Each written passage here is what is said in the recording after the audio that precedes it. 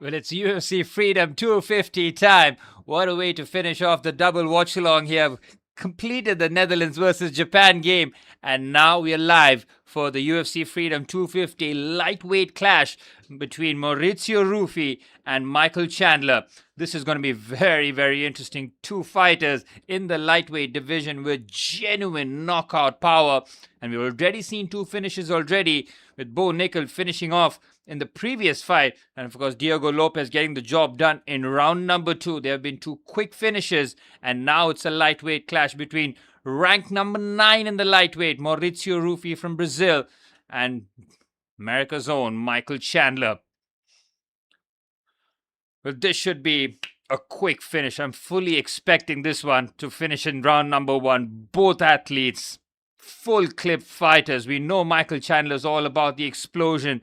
Seen that finish to Tony Ferguson with that front kick to his face, but he's coming off the back of 3 losses back to back.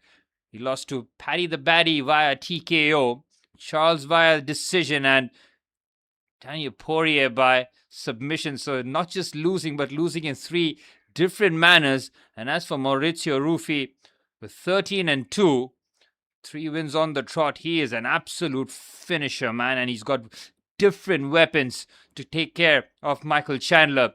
He's got the reach advantage as well, but because you know that Michael Chandler will want to get on the inside to try and attack with those big rights. And then, of course, try and get a few kicks in there. That Tony Ferguson finish, with Ferguson just leaning forward, leaving the door wide open enough for Michael Chandler to land that finish. That was his most spectacular finish till date. They're looking to add this significant victory here, the UFC Freedom 250. White House settings, absolutely crazy. It's something like we're living in a simulation. I mean, this is absolutely wild. It should be a lot of fun. I wanted to see in the first couple of fights, but just wanted to see whether or not it would start on time. There was a bit of a rain delay, but it's an outdoor event. Certainly interesting. Fighters having to almost adapt to the situation, but adrenaline is going to kick in, and that fighter instinct is going to take over. Michael Chandler, NCAA Division I All-American wrestler from University of Missouri. I talked about that front kick to the face to Tony Ferguson.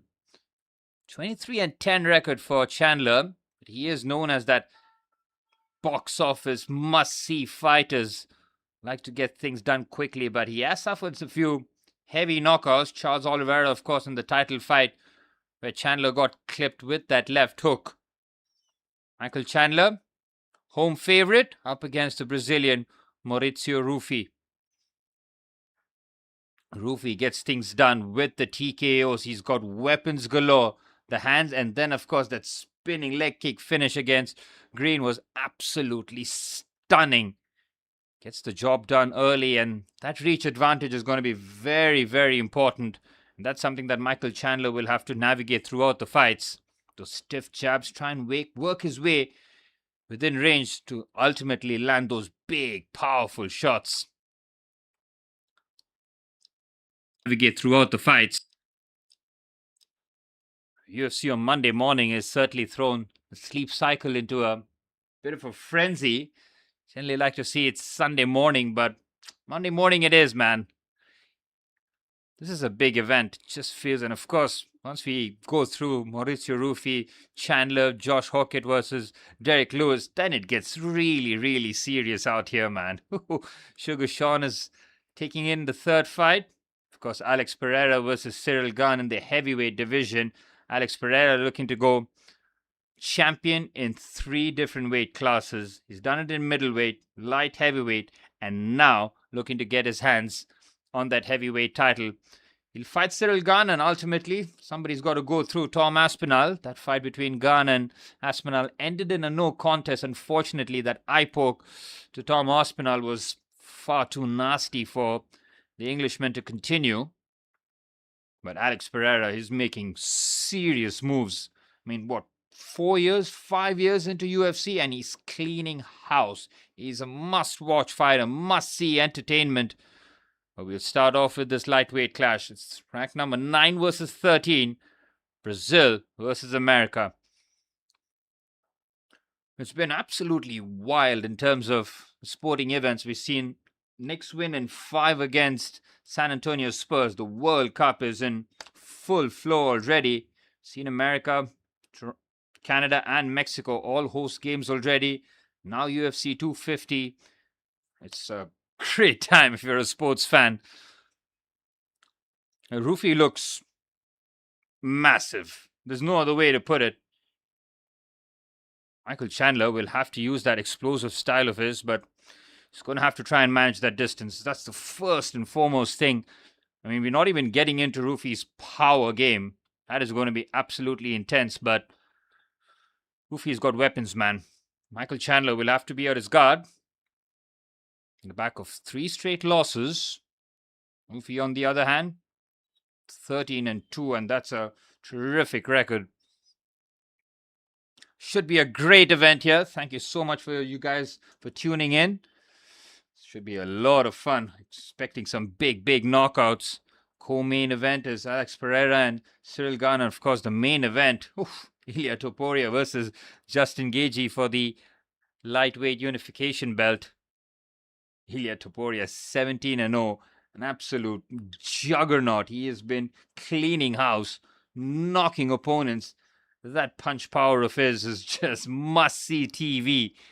As Mauricio Ruffy talked about that wheel kick against Green. That was an absolute phenomenal finish. Nice to get things done in the first round. Know that Michael Chandler is a pocket dynamo. He does not care.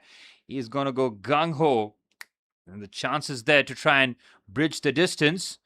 He'll go flying in here. Right, time for the first fight of the stream here. I think this is my first UFC stream as well. Should do this more often, Sunday mornings, but it's a Monday morning and we're bright and early, ready for the fight here. Brazil versus USA. Mauricio Ruffy versus Michael Chandler. They got the stars out, the big names. John Anik, DC, and Joe Rogan on comms. And Bruce Buffer with the announcements. Those watching, do drop in your predictions. Who do you think will be getting that early things? Look, talked about the reach, right? It's a 4-inch advantage for Mauricio Ruffy. 11 years senior is Michael Chandler. A lot of forces going against him, but Michael Chandler likes that underdog tag. He's going to go gung-ho. He's not going to look to take this fight deep. Mauricio Ruffy will know that he'll have to manage that early bout, that early burst of explosion and adrenaline that Michael Chandler possesses. Fighting out of Deerfield Beach, Florida. 5'8", 156 pounds in the lightweight division. He's absolutely cut, primed, and ready to fight here, Michael Chandler. Not the greatest of records, but talked about must-see TV. Michael Chandler is one of those fighters. And he's out there in the octagon. You just wanted to watch him fight. Something's going to happen, and something's going to happen very, very quickly.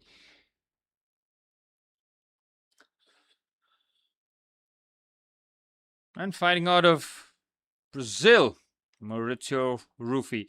5'11", that's a 3-inch advantage. He's got the height, reach. He's got that leggy, lengthy presence about him. Make no mistake about it. He's got power behind that right. Of course, use that kick as well. So be looking to manage that distance with those inside leg kicks. Should be ready for the first fight here, guys. And we are all but set. Mike Beltran, the referee.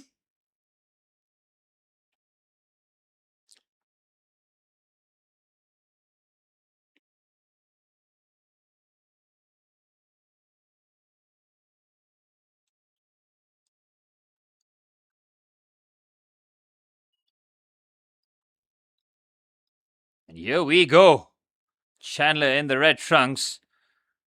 Ruffy in the white. He looks more American with those trunks there, Mauricio Ruffy. See Michael Chandler just trying to start off with those outside leg kicks. Just looks a lot more jumpier here, Chandler. Ruffy just looking to manage the distance, make sure that Chandler doesn't look to hit him with anything early. Chandler doing a lot of movement in the middle of the octagon here. Both of them in the orthodox stance. Chandler likes to attack the legs and then go up top with the right. Tries to take him down, but Ruffy thwarts that takedown attempt quite comfortably. And Ruffy looks to lead with the jab with the left. Oh, that's a nasty outside leg kick there. Right on the cuff. That one's going to sting for Michael Chandler. You see, constantly switching stance here, Chandler. Trying to make inroads.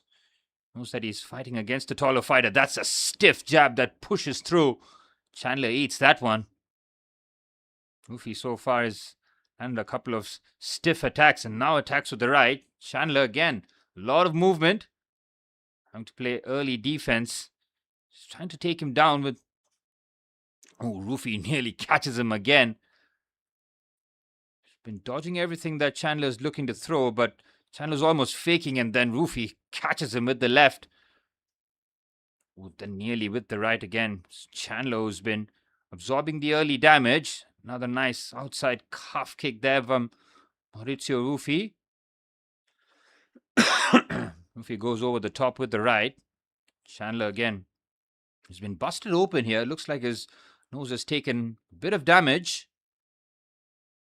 Brazilian looks fresh as a daisy. He's calm. Oh, nearly catches him with the teep kick there. He's moving very freely here, Ruffy. Chandler's in trouble. He's not been able to land whatsoever. Halfway point of the first round. Oh, Ruffy with the spin kick to the body. Chandler says didn't land. Oh, the Superman attempt, and it's Ruffy who catches Chandler. Whew. That could have been very ugly for Michael Chandler, who's pinned against the cage, tries to explode out of the corner with the Superman punch. Ruffy nearly catches him with the counter, and that could have been curtains. Past the halfway point of the first round, Michael Chandler really struggling out there.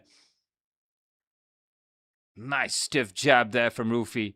That left keeps catching him. Someone just waiting to load up the right, but it's the left that keeps doing damage. Every time Chandler is just trying to bridge that gap, that distance, that left jab just keeps him honest. Oof. Ruffy nearly with the... Not even the spinning back fist, just a back fist. Oh, a nice combination there. Chandler caught at the cage now. Trying to get out. Ruffy just hunting him down. Ruffy will be looking for this first round finish. Oh, spinning heel kick to the temple there. That would have messed with Chandler's equilibrium. He has had a look at the clock here. That's generally not a good sign. He goes for the takedown. Ruffy thwarts it. Brilliantly done there by the Brazilian. Catches him with the uppercut. Oh, Chandler's in real trouble now. Ruffy can tee off and finish him off. Chandler, he is totally outclassed here. Ruffy is just picking his spots to the body, to the face. Chandler's just running away now. A minute remaining. I don't think the American's going to survive here. Another takedown thwart there. Ruffy has Chandler in real trouble now. He can look for the guillotine finish, but instead he gets him back on his feet. Chandler praying for the bell. He's in real trouble again. Ruffy just picking his spot. The left hook catches him on the temple. Chandler trying the front kick to the face. He hits air. Oh, brilliant spinning kick there from Ruffy. Chandler's down. He's going to be finished here. He connects again. He's surely knocked out. Round number 1. He finishes it off. Mauricio Ruffy against Michael Chandler in emphatic fashion. Totally outclassed Michael Chandler there. He barely landed on the Brazilian and was the number 9 in the world lightweight who does all the damage, and he picks up a very impressive victory at the White House. It's been the Brazilian shows. 3 fights done, 2 Brazilians with the victory. That was emphatic stuff. Michael Chandler, he did not belong on the same card as Mauricio Ruffy. The difference in class was far too much. It's the different weapons basically of Mauricio Ruffy, man. There's far too much in terms of the attack. The spinning wheel kicks to the body and then to the head. The jabs that kept pushing through with the lefts, caught him multiple times with the right too. This finish was all about the wheel kick. Again, Chandler blocks, but his knees are wobbly from there. He tries to shoot for the takedown. It was so easily snuffed. And then was a short uppercut. Doesn't need to wind up too much. And then it's just precision finishing. The left to the body is nasty, right into the liver. And another spinning wheel kick. From there, Michael Chandler is just a sitting duck. But the ref takes a perfect stoppage, really, because Chandler was just covering up, hoping that fight was waved off here. So impressive there by Mauricio Ruffy. And the first fight finishes in round number 1, and that's the action we're talking about in the UFC, man. Absolutely wild. That was quick, swift stuff. We're talking about quick finishes. Josh Hokit versus Derrick Lewis in the heavyweight category next. That is going to be a round winner as well. So do stay tuned, guys. The action continues here under the sun.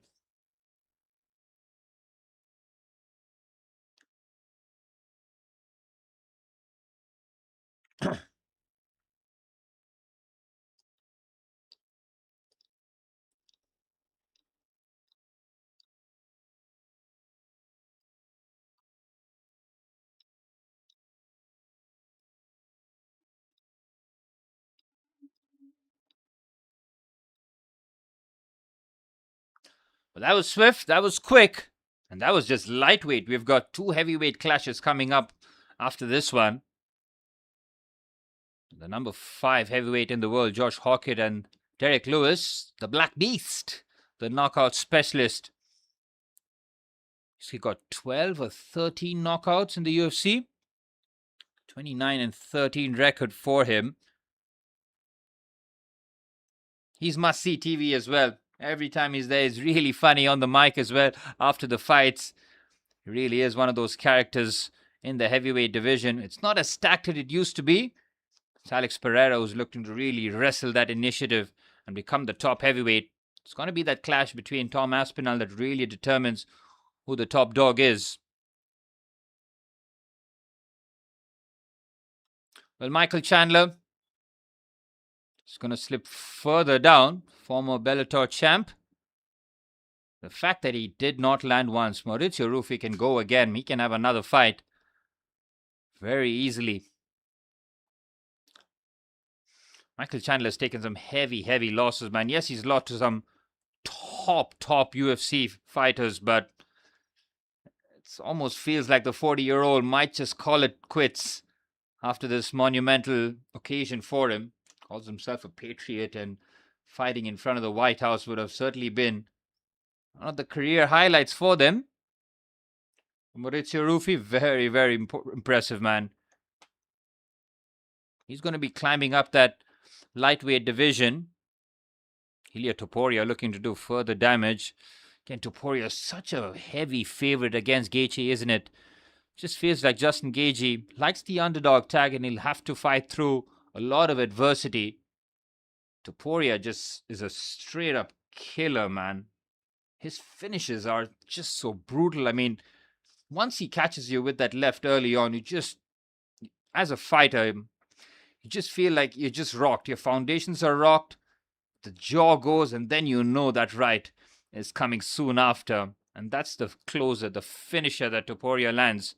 And generally not a 1-2, just a 1, 2, 3, 4 if he needs to really add the finishing touches. So the main event certainly going to draw a lot of eyeballs.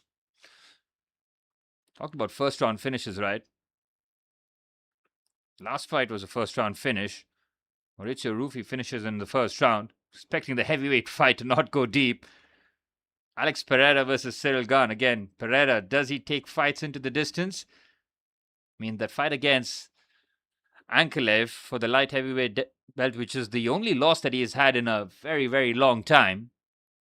That went into decision, but other than that, Alex Pereira looks to just add the finishing touches really early. I mean, the way that he just walked Ankalaev down in the last fight, that was some scary stuff, man. Finished him with such ease, and that light heavyweight division is finished from Alex Pereira's point of view, isn't it? He's finished Yuri twice. Prohaska has been taking two different kind of finishes against Alex Pereira. Roundtree was thoroughly beaten. I mean, I was feeling so bad for Khalil Roundtree in that fight, man. The amount of damage he took. I mean, his eyebrows pretty much out. The eye was hanging out. I mean, the fact that Roundtree fought not soon after, but he fought in not a lot of time is hats off to him, and that was very, very ugly. So you can understand why UFC needs Alex Pereira in the heavyweight division.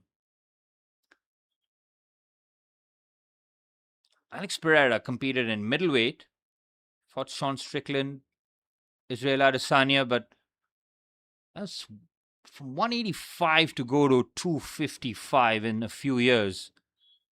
He's weighing heavier than Ciryl Gane, at least at the weigh-ins.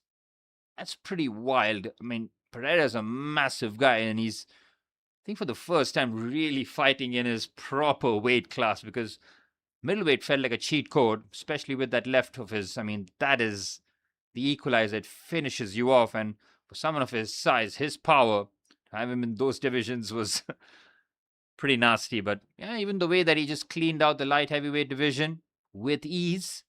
Ciryl Gane seems to be the main challenger, pretty much holding down the fort in the heavyweight division, because Stipe Miocic is no longer there. He's not competing. I mean, he took an absolute nasty beating against John Jones, man. That was so unnecessary. Almost felt sorry for Stipe. Was pretty much enjoying retired life. Then had to go into the cage against that animal. So it's pretty much Ciryl Gane who's holding down the fort. And John Jones made his UFC comeback in the heavyweight division. It was against Ciryl Gane. Ciryl Gane did not last too long. Quickly finished by the guillotine choke. Francis Ngannou, I think his main fight in the UFC heavyweight division before he took the belt from Stipe was Ciryl Gane. So Ciryl Gane is pretty much the benchmark in the UFC heavyweight division. Tony Hinchcliffe of Kill Tony. Well, the lightweight bout finished off in the very first round. 4 more to go. It's the heavyweight clash between Josh Hokit and Derrick Lewis next. I think the theme is going to remain first round finishes. I'm sure Dana White and Donald Trump would have said, look, you've got the White House lawn for these many hours. You better make sure that the fights are finished quickly, and do make sure that the fights are entertaining, because you know that Dana White hates the wrestling breed of wrestlers who, you know, take down the opponent for 3 or 5 rounds. He wants action. He wants finishes. There you go. The champion, Tom Aspinall. Derrick Lewis in 9th. Josh Hokit in 5th. And of course, the heavyweight clash in the co-main event will be Alex Pereira entering the heavyweight division for the first time against the number 1 contender, Ciryl Gane of France.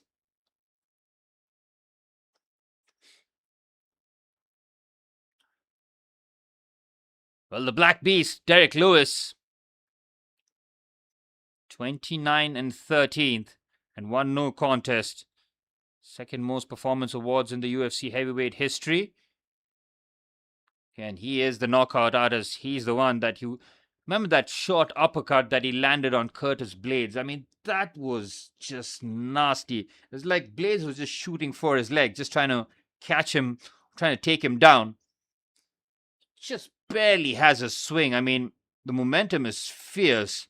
And once he catches him, the way that Blades fell to the ground, that was pretty nasty. That's been one of Derrick Lewis's highlight wins. Beat Alisson Teixeira with a knockout as well. Suffered a loss. It's been a year, I think, since Derrick Lewis has tasted defeat. That was against Almeida via decision.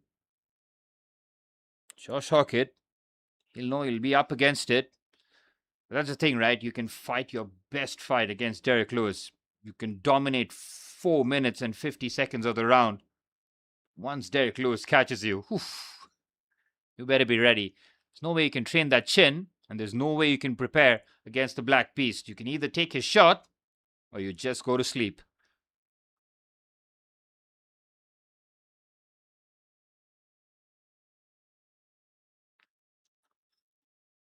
Hokit and Lewis.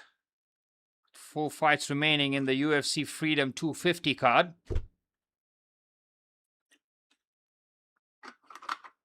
No Watchalong tomorrow. I'll be off on family duties. And was a Belgium versus Egypt. That would have been a good game, but that's going to have to wait. But I'll be back with France versus Senegal the day after. That's going to be a lot of fun. I mean, one of the contenders against one of the dark horses. And Mauricio Ruffy will, I think, as it stands, will get the performance bonus, but that's due to change with some heavy hitters. And of course, we got the bantamweight clash between Sean O'Malley and Aiemann Zahabi. Montana versus Montreal in that fight. Sugar Sean, another box office fighter. Did beat Song Yadong via decision. His wins have been coming via decision. I think his last TKO was against Aljamain Sterling. He's had those couple of losses against Merab, one by submission and one by decision. So he'll be looking for that statement victory after a while. Did beat Marlon Vera as well by decision. So his victories are coming by decision. He'll want that big knockout on the big stage here today.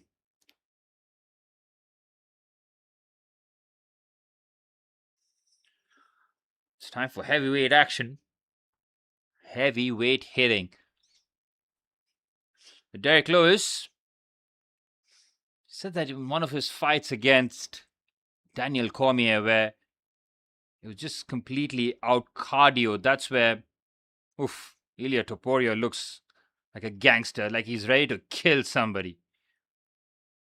Big smile, crisp suit, but you all know what happens when those gloves are placed on the Georgian. He is going to be the thriller killer. Gotta say, UFC have picked the card really well. Some excellent fights. Should be a lot of fun.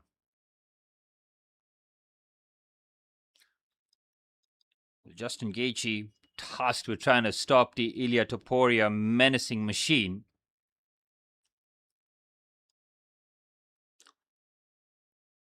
Should be ready for heavyweight action. In the 8 a.m. India time. Mauricio Ruffy, Michael Chandler finish was really swift. We know Josh Hokit and Derrick Lewis, they'll have a bit to say as well. We want the highlight finishes, the big hits, the thunderous knockouts. That's what the UFC is all about. Feed me more.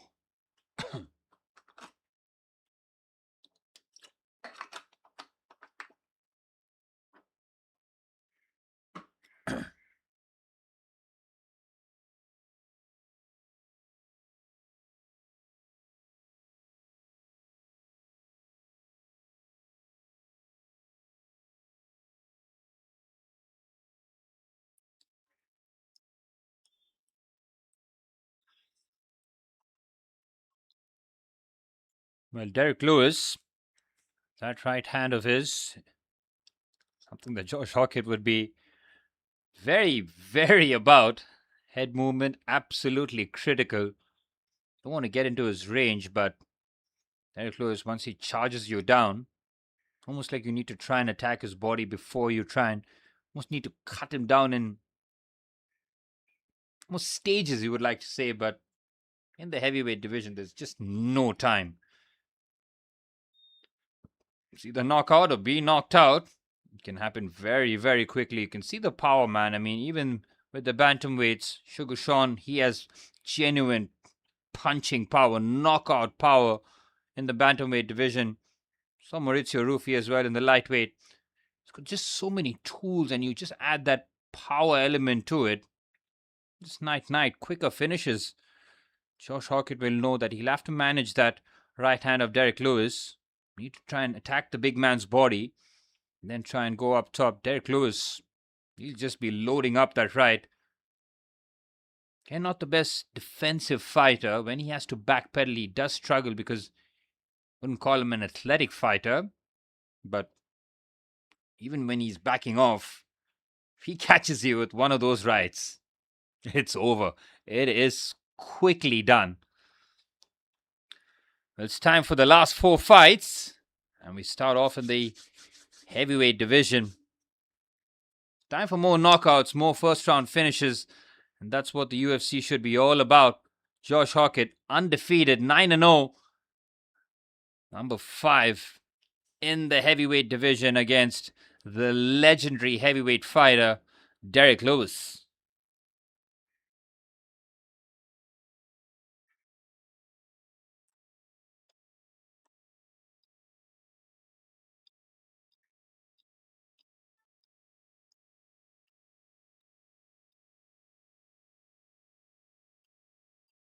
Well, Hokit will know.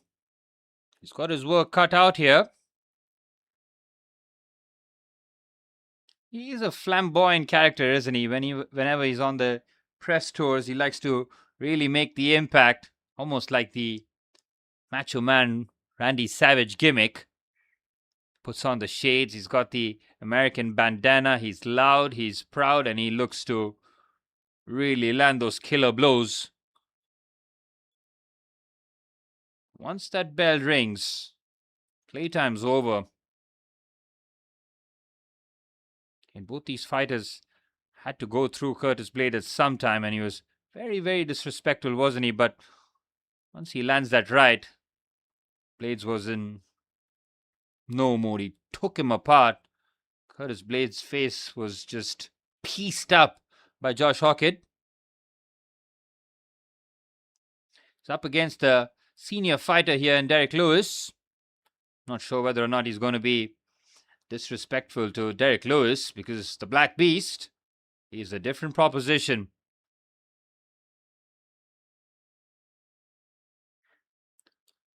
The All-American fight here. Derrick Lewis, certainly a very, very interesting character, isn't he? On the mic as well, the iconic line, "My balls was hot." Even Joe Rogan was caught by surprise. When he lands that big right, oof, that was the short uppercut to Curtis Blades. I mean, Blades has taken some nasty hits in the heavyweight division. It's a miracle they're still fighting with now Josh Hokit and Derrick Lewis looking to push up the rankings in the heavyweight division. The ultimate goal will be to fight Tom Aspinall or the winner of Alex Pereira and Ciryl Gane. Okay, it's not just the right of Derrick Lewis, right? It's that left hook. He looks to just reach out and try and catch you. You're trying to avoid that right. But then when he catches you with that left, that could be equally problematic. So it's a clash of styles as well. More cocky fighter against Derrick Lewis, a little bit more honest to his craft. But two fighters who have got genuine finishing power here. Josh Hokit, 9-0. Derrick Lewis, the Black Beast, with the most knockouts in UFC history. This one has got fireworks written all over it.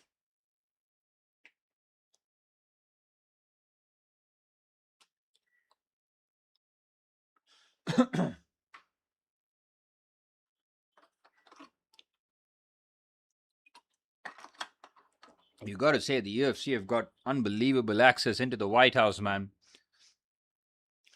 As the man from New Orleans, Louisiana, the Black Beast. Derrick Lewis, such an intimidating presence. Once he's ready to go, you know he'll be ready. Can Josh Hokit will try and unsettle Derrick Lewis with some underhanded tactics. We'll see whether or not he flips him the bird before the two try and touch gloves, as he did against Curtis Blades. Blades is a nice dude, but if you do that against Derrick Lewis, you might just look to fire him up, and that's something that you don't want to do against Derrick Lewis, who already will have his adrenaline jacked up. Once that bell rings, he looks relaxed, he looks calm. He's been at the big moments. This one, quite possibly one of his biggest here.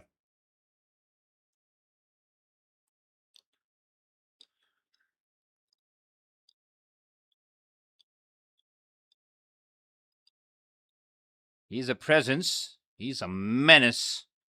And Derrick Lewis is box office.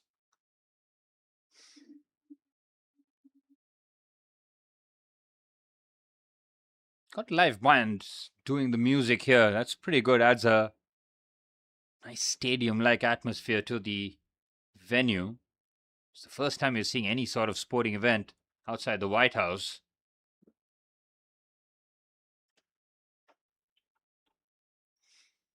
Well, most knockouts in UFC history, 16 for Derrick Lewis. Second most wins in UFC history, heavyweight history, that is, with 20. Finished 25 of 29 wins, 24 knockouts for Derrick Lewis. That is absolutely wild. Doesn't look to take fights deep. Decisions is something that he does not delve in. He's all about landing the Hail Mary, the finishing touches. The Black Beast enters the octagon.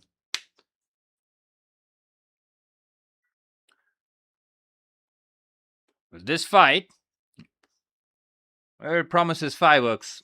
Fireworks is the only way I can describe this fight.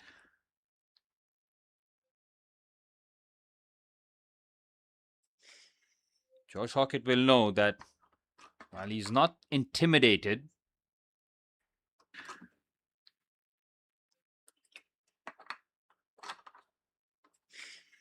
Josh Hokit will know that while he's not intimidated,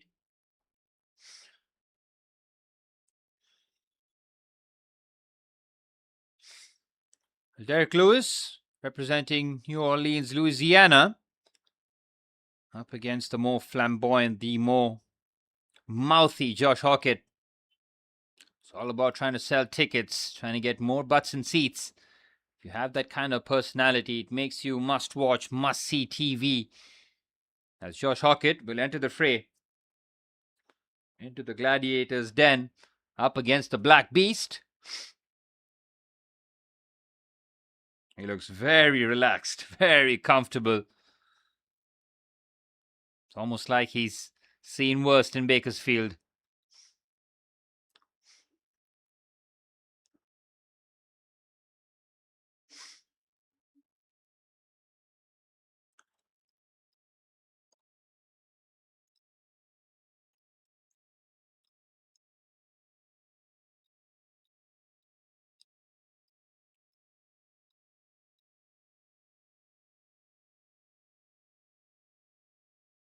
Well, Hokit looks very relaxed. He's got a wide smile as well. He knows he's up against the beast, and he's totally unfazed. That's what you want to see in a heavyweight fight. If you have any sort of fear, any sort of hesitancy, you will find out the hard way. The finish will be very swift. Genuine knockout power in both. Josh Hokit, undefeated, 9-0 for the number 5 heavyweight in the world.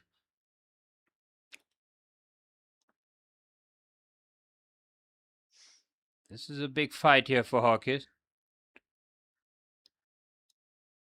Beating Curtis Blaze by decision towards the end, but the amount of damage it did was just too much.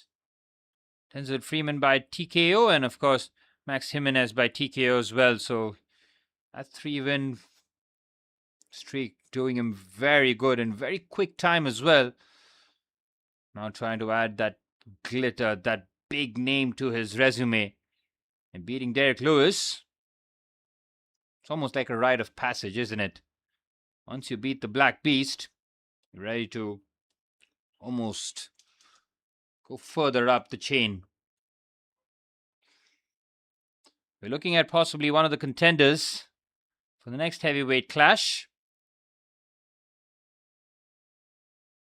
Josh Hokit again, he has not broken his smile yet. He is looking very relaxed.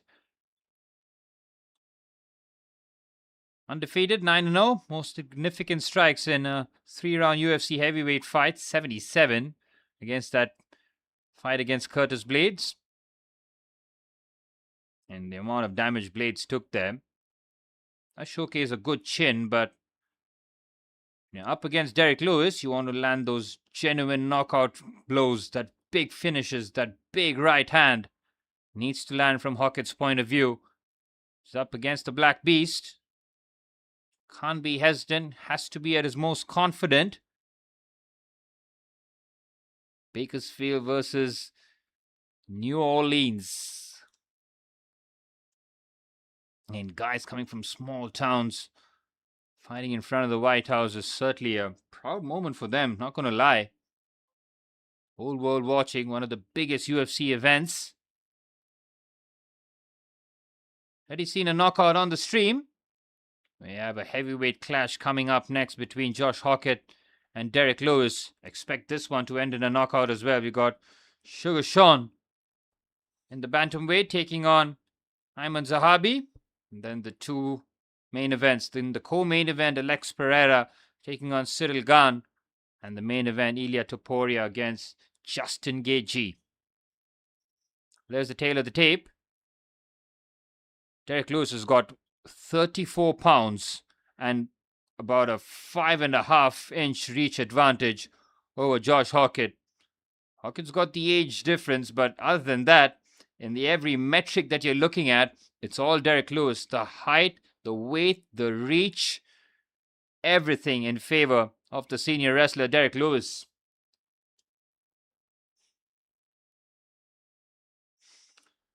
Well, Josh Hokit will have to face some adversity in the fight. He is going to get hit with a couple of big shots. That's all about whether or not he has it in him to absorb some of that. Fighting out of Houston, Texas. 6'3", 265 pounds. 29-13 record with 1 no contest. The number 9 heavyweight in the world, Derrick Lewis. Derrick the Black Beast Lewis. He is an intimidating force up against Josh Hokit, the undefeated heavyweight here. It's not going to be pretty. Fighting out of Albuquerque, New Mexico is Josh Hokit. 6'1" to the 6'3" frame of Derrick Lewis. As you mentioned, Derrick Lewis, 265 pounds. Pretty much the limit in heavyweight. Hokit at 231. He's going to feel that 30-pound difference, that's for sure, when those hits do land. Well, Hokit is absolutely fired up here, and the middle finger is out. Showed that to Blades. He shows it to Derrick Lewis. Herb Dean is the referee, and we are set for a massive fight in the heavyweight division here.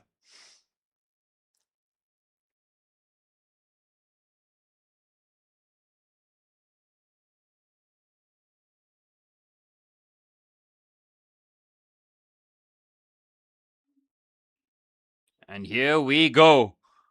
Hokit in the white trunks, Lewis in the red. Both in their orthodox stance early on. Both looking to just load up the right. Hokit looking to just start off with the front kick to the body. Trying to attack Lewis's leg. Knows he needs to try and keep Derrick Lewis as immobile as possible. Those kicks will just make sure that Lewis doesn't go jumping in. And this is going to be a first round finish, guys. Blink and you'll miss it, that's for sure. Another front kick by Hokit. It's a good start this from. And fighting out of Albuquerque. Undefeated fighter. Going for the spinning wheel kick. He misses out. And Derrick Lewis does not capitalize. Josh Hokit looking to be a bit more flamboyant with his finishing. Derrick Lewis very patient. Eats a nice jab there by Hokit. Derrick Lewis just waiting for that one moment. He's like, finish your shenanigans. And he just needs to pick his poison, pick his spot once. Hokit again with the leg kicks. Lewis is just winding up that right. Fair play to Hokit so far. He's avoided anything that Lewis has thought about throwing. Oh, he went for it and Hokit gets out of the way. Very unorthodox style. Lewis is just running out of patience. Flipping Derrick Lewis off is not the best idea before a fight by Josh Hokit, that's for sure. We talked about him being confident. Cocky is another way to describe him. Lewis again went with the straight right hand, which Hokit does very well to avoid. Again, fair play to Josh Hokit. He is not backing down here. He's very much in front of Lewis. Goes for the front kick again. Derrick Lewis will be hating those ones to the body. And he takes him down. Brilliant from Josh Hokit. And he's just looking to posture up. A bit of ground and pound here. This is brilliant from Josh Hokit. He's got him in good position. Derrick Lewis, not the most proficient fighting from his back. And Hokit is just landing some good shots. He's got Lewis in a very uncomfortable position here. Can land from the top. Derrick Lewis will be trying to burst out as quickly as possible. Not known for his ground game here, Derrick Lewis. Hokit has got him exactly where he wants him here. Derrick Lewis taking a bit of damage. And Hokit taking advantage of his good cardio and then lands a couple of big shots here. Derrick Lewis taking some heavy shots into the body, up to the face now. He's in real trouble. Hokit can finish this off right here if he wants to. Posturing up, lands another big elbow. Lewis in trouble. 2 minutes left in the round. Lewis looking to just explode out and sit up here. Hokit does very well. Oh, again, Lewis just looking to explode out, but Hokit has done some big damage. The takedown attempt was very good. Lewis might just end up getting back onto his feet here, but this is brilliant. Hokit just drags the leg down. Lewis again on his back. Struggling to make any sort of impact. Hokit doesn't just have Lewis on the ground. He's landed some big shot and he's cut the big man open here. Lewis in real trouble. This is gone. He's going to posture up. He's got Lewis on his back. And he's looking for the big shots from the ground. Oh, knee to the body. That is heavy. Lewis in real trouble. Hokit can look to finish this with a submission. He's got the arm for a Kimura. Oh, Lewis is given his back. Now he's in real trouble. He can look to finish him off with the rear naked choke. He's got him back on his back. And he will posture up. He's got a minute left to the round. Lewis in real trouble. Elbow to the chin. Big shots land there by Hokit. Again, Lewis gives up his back. He's in real trouble here. Hokit can go for the finisher. Looks to drag him down. Oh, this is a masterclass, this from Josh Hokit. Derrick Lewis has taken far too much punishment. This has been a nasty round. Hokit continues to land. Derrick Lewis struggling. He's got the armbar. This could be the finish here.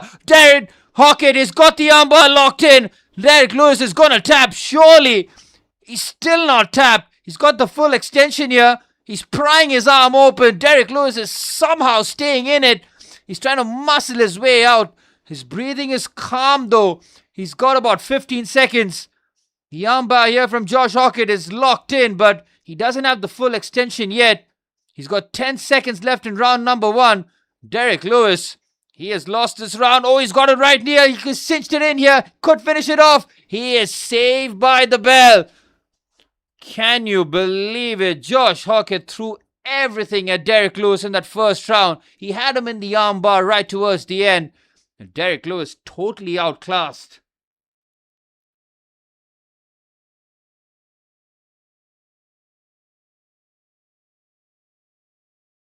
Wow, that was unexpected. Josh Hokit walked Derrick Lewis down and did some serious damage. Well, Lewis will know that he's got not much left in the tank now. He's going to have to empty the tank in this next round. He took a beating. He was on the ground. He was on his back. Could not respond. He's been cut open. Oh, that left eyebrow. He's taken so much damage. He's trying to be as calm as possible, but he'll know he was roundly beaten in that first half. And he was saved by the horn. Well, Derrick Lewis knows he's going to have to empty it. He's going to have to empty the tank. Josh Hokit fighting a near perfect first round here. And we're all set for round number 2. Expect a big finish here. Either Derrick Lewis comes back incredibly or Josh Hokit gets the job done. Again, the confidence of Josh Hokit, despite being a couple of inches shorter and 30 pounds lighter, it's just absolutely incredible.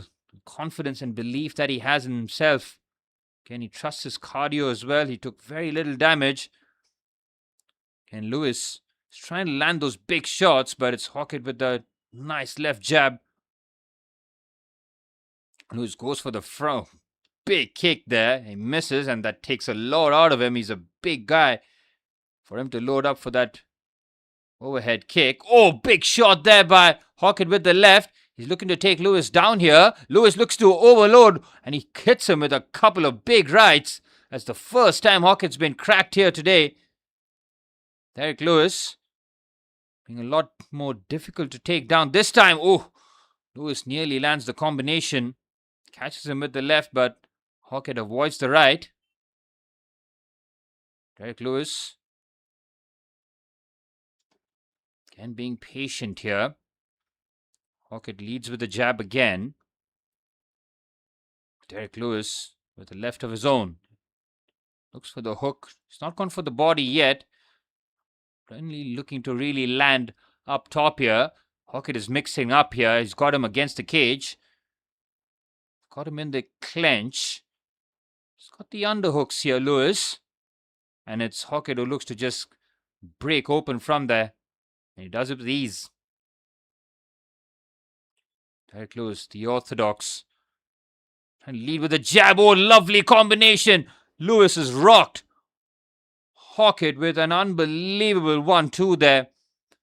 Lewis really ate that right, and he eats another one, this time towards the fence. He is in real trouble now. Hokit can land the knee to finish this off. Lewis is staggering. He ended the first round in real trouble. This could finish off. Lewis knows he's trying to throw the Hail Marys.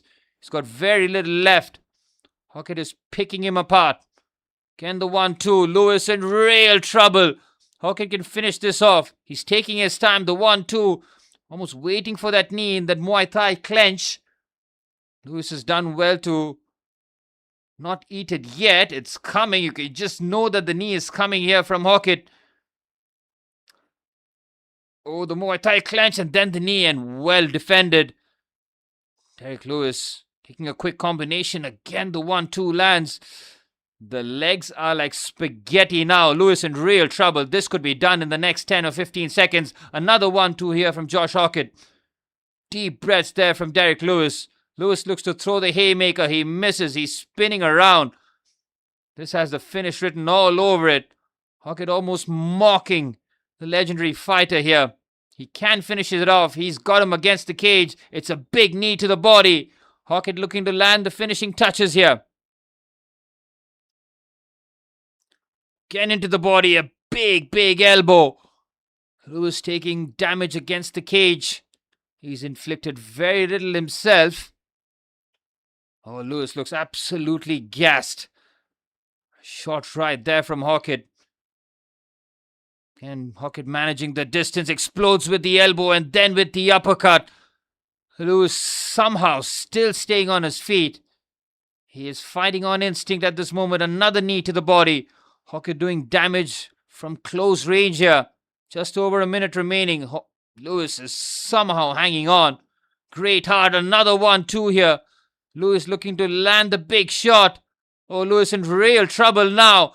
Hokit looks to add the finishing touches. He has rocked him down. And he's going to add the finishing touches. A big finish. And Josh Hokit gets it done in round number 2. He has completely dominated the fight against the Black Beast. That was a very impressive performance from the man fighting out of Albuquerque, New Mexico. 9-0 becomes 10-0 for the undefeated heavyweight. That was a mighty impressive performance from Josh Hokit. Another finish in the UFC Freedom 250 fight card. Unfortunately for Derrick Lewis, he looked totally outclassed out there.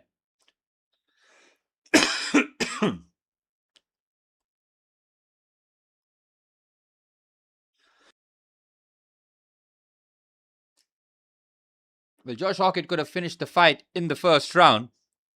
The fact that he had Derrick Lewis in an armbar for nearly like 20 seconds to the end of the first round. Just towards the end, it just felt like Hokit was just too comfortable. He was just picking those short jabs far too often. And the fact that Derrick Lewis lasted this long heading into round number 2. It was absolutely wild. Big shots, and he was very clinical with his usage of his punches. They were short, they were nothing like heavy loaded. Short distance, full of power. Derrick Lewis is still on the ground. Josh Hokit, your winner by TKO.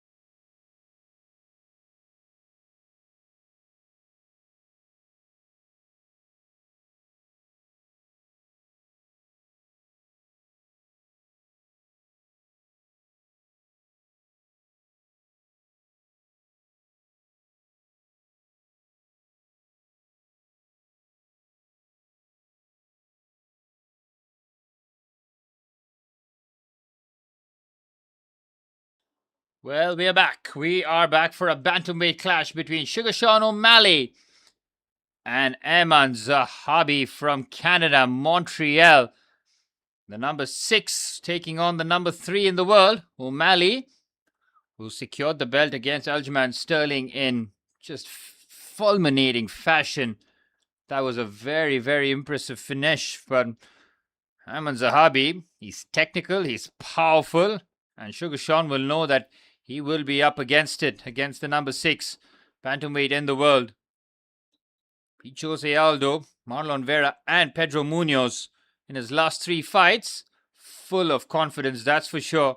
And as for Sugar Sean, of course, did struggle against the champion Merab Dershvili. He has not been able to find the solution there, unfortunately. Lost one by submission and one by decision. Of course, Marlon Vera, another victor from Sean O'Malley's point of view. That decision victory against Song Yadong would have given him a bit more confidence after those 2 Merab fights. He's up against Aiemann Zahabi here. Longest active win streak in the UFC bantamweight division with 6 wins, 7-fight UFC win streak overall. Highest significant strike defense in UFC bantamweight history, and 6 wins by knockout and 2 by submission for the Canadian. But Sugar Sean likes to put on the highlights, the big, big shots. He loves those combinations. He's a tall, lanky fighter. Looks to close the distance with those left-hand jabs and then, of course, load up with the right. Zahabi will be very much wary about it. Daniel Cormier's advice to Aiemann Zahabi: use all your weapons, be patient, and do not chase. And that is very wise words from the double champ, Daniel Cormier. We've seen 4 fights so far. All are finished in TKO. Sugar Sean in the third fight of the stream with 3 fights remaining. We're going to see knockouts in the co-main and the main, that's for sure. Alex Pereira versus Ciryl Gane, and of course Ilia Topuria against Justin Gaethje. Those 2 fights are guaranteed finishes again. It's all about Sugar Sean and Zahabi now to continue the trend. It's been all about the finishes. It's almost like the UFC Freedom 250 card was picked almost curated with care, knowing that we need finishes. The president is watching, and we need entertaining fights and not technical wrestling, basically. That's why this card is so exciting. You got power, basically. Josh Hokit against Derrick Lewis. It was a technical fight from the heavyweight. He attacked Derrick Lewis, took very little damage. Derrick Lewis always was shaping to explode with the right, but he could never find his range, despite Derrick Lewis being the taller fighter. But Sugar Sean, he looks ready. He looks absolutely ready. He wants to put on a show, and no better stage to do it here, right in front of the UFC event happening at the White House lawn. It's the first ever sporting event. The UFC have got tremendous access to the White House, it's got to be said. Dana White and President Trump pretty much hand in hand. He's getting the elaborate entrance here, Sugar Sean, from the terraces, walking down. Fair play to them, man. They have made it absolutely spectacular, this event. The rain has stayed away. Generally an indoor event, but it's outdoors here today for the first time. Sugar Sean looks to put on a performance here. Number 3 bantamweight in the world. 19-3 the record for Sugar Sean. 2 of those losses against the champ Merab. And we want to see finishes, don't we? And it's been quick finishes too. Mauricio Ruffy getting Michael Chandler in the first round. Again, the 2 fights that we have seen live on the stream, they have been one-sided fights. Chandler barely laid a glove on Mauricio Ruffy, and the same could be said about Derrick Lewis against Josh Hokit. This fight, though, seems like it's going to be a lot closer. This is not going to be one-sided. This is going to be both fighters landing. And it's number 3 versus number 6 to decide who will pretty much get a shot at that bantamweight title. Well, Sugar Sean has held the belt before. Unfortunately, he had to relinquish it to Merab Dwashvili.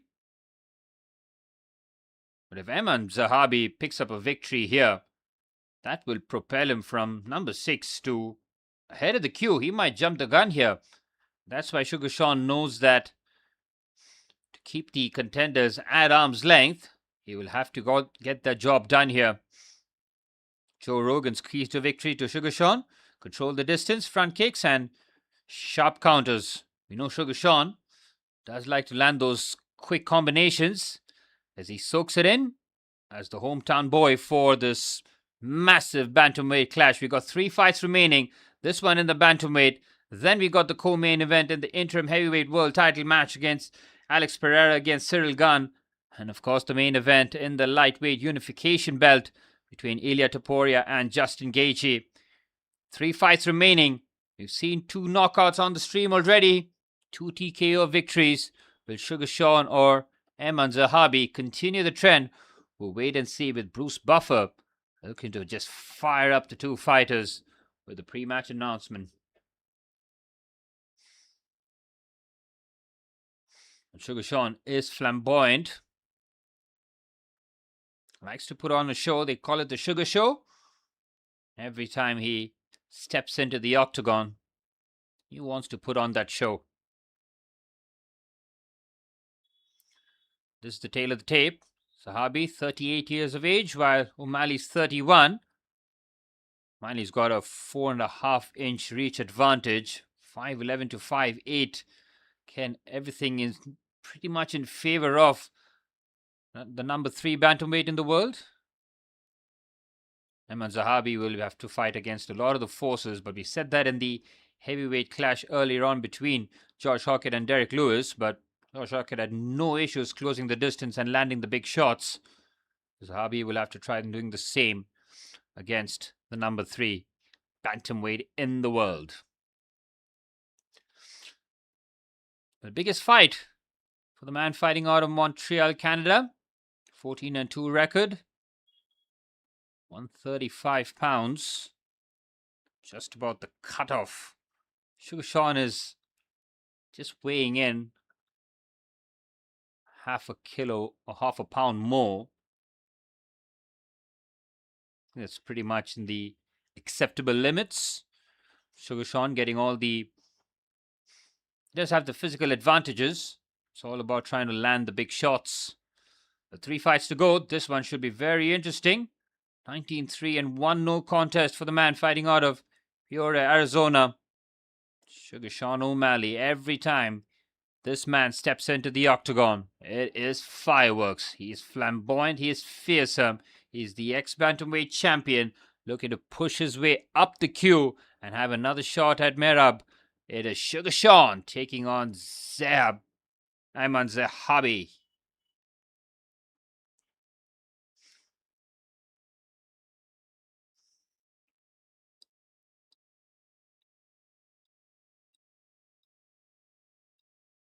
Well, quick finishes has been the theme.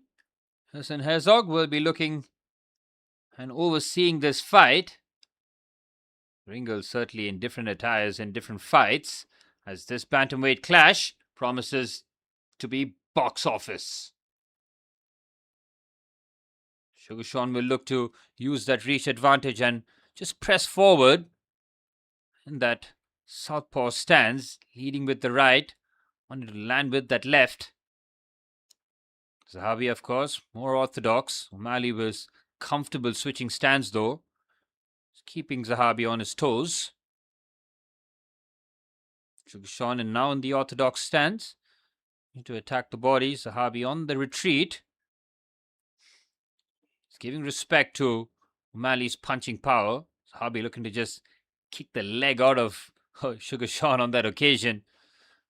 Good front kick to the body there by Sugar Sean.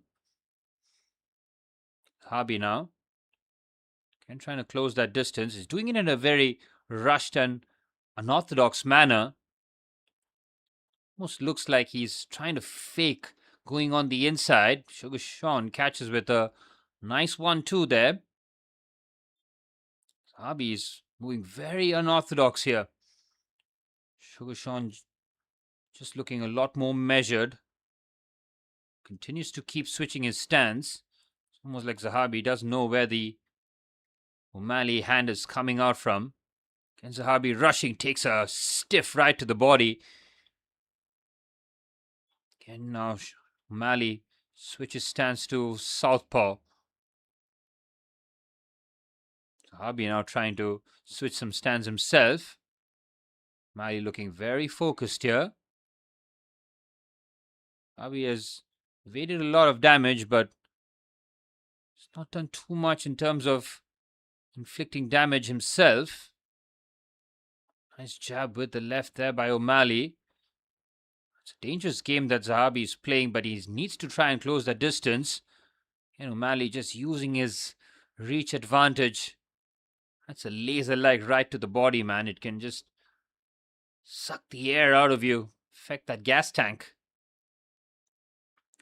O'Malley looking every time to load up, this time with the feint. Zahabi knows that the big shot's coming, so he's almost bracing himself at every occasion. So far, O'Malley has landed all to the body. Another right to the body while doing nicely to evade the leg kick by Zahabi. Zahabi's defensive game has been pretty good so far. Can he rushes forward and looks to just kick O'Malley's left leg out, forcing O'Malley to continue to just keep switching stance. O'Malley was doing that before the leg kicks. The left followed by the right on that occasion by the American. Ken Zahabi, the way that he's trying to close the distance is very interesting here. It's almost shuffling forward, rushing. O'Malley is almost bracing, so he's not looking to land. Good exchanges here. Very even first round. O'Malley would say that he's landed a few more significant ones. That's the first time that the left jab by Zahabi lands up top for O'Malley. Good check of the leg kick. Zahabi continues to play defense and again looks to attack with those fearsome leg kicks. Zahabi with very interesting defense. O'Malley switching stance to gain more inroads.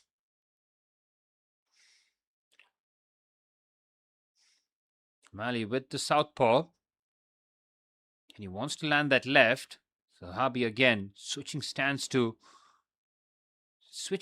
and moving inside. So he's doing a lot by staying busy. He's not caught on his heels. He's keeping O'Malley guessing. Again, very unorthodox style here by the Canadian. What he's done is stayed away from O'Malley's range.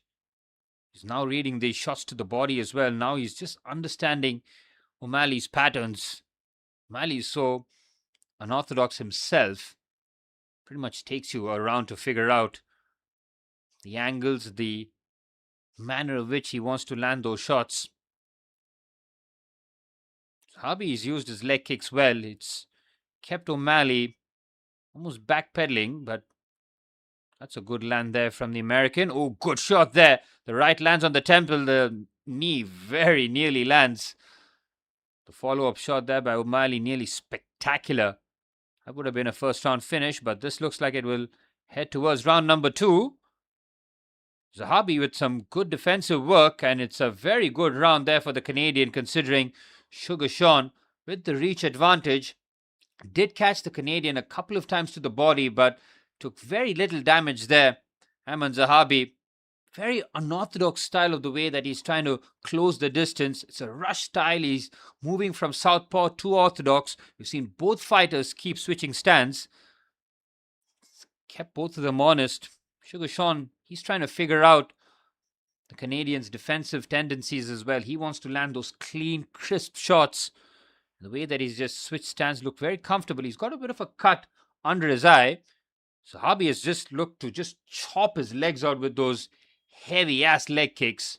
He hasn't landed anything of real note, but again, it keeps O'Malley backpedaling. So, first round, both fighters will feel that they've landed something significant. Second round should certainly be very interesting to see how this fight turns out. Got the co-main event coming up next. Alex Pereira taking on Ciryl Gane in the interim heavyweight clash. And we're back underway.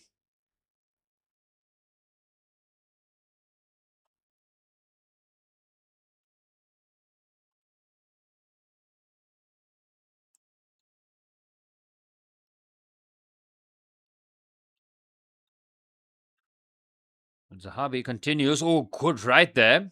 Nearly lands, then immediately back to the southpaw. Zahabi is mixing it up nicely. Number 6 in the world, he's no slouch.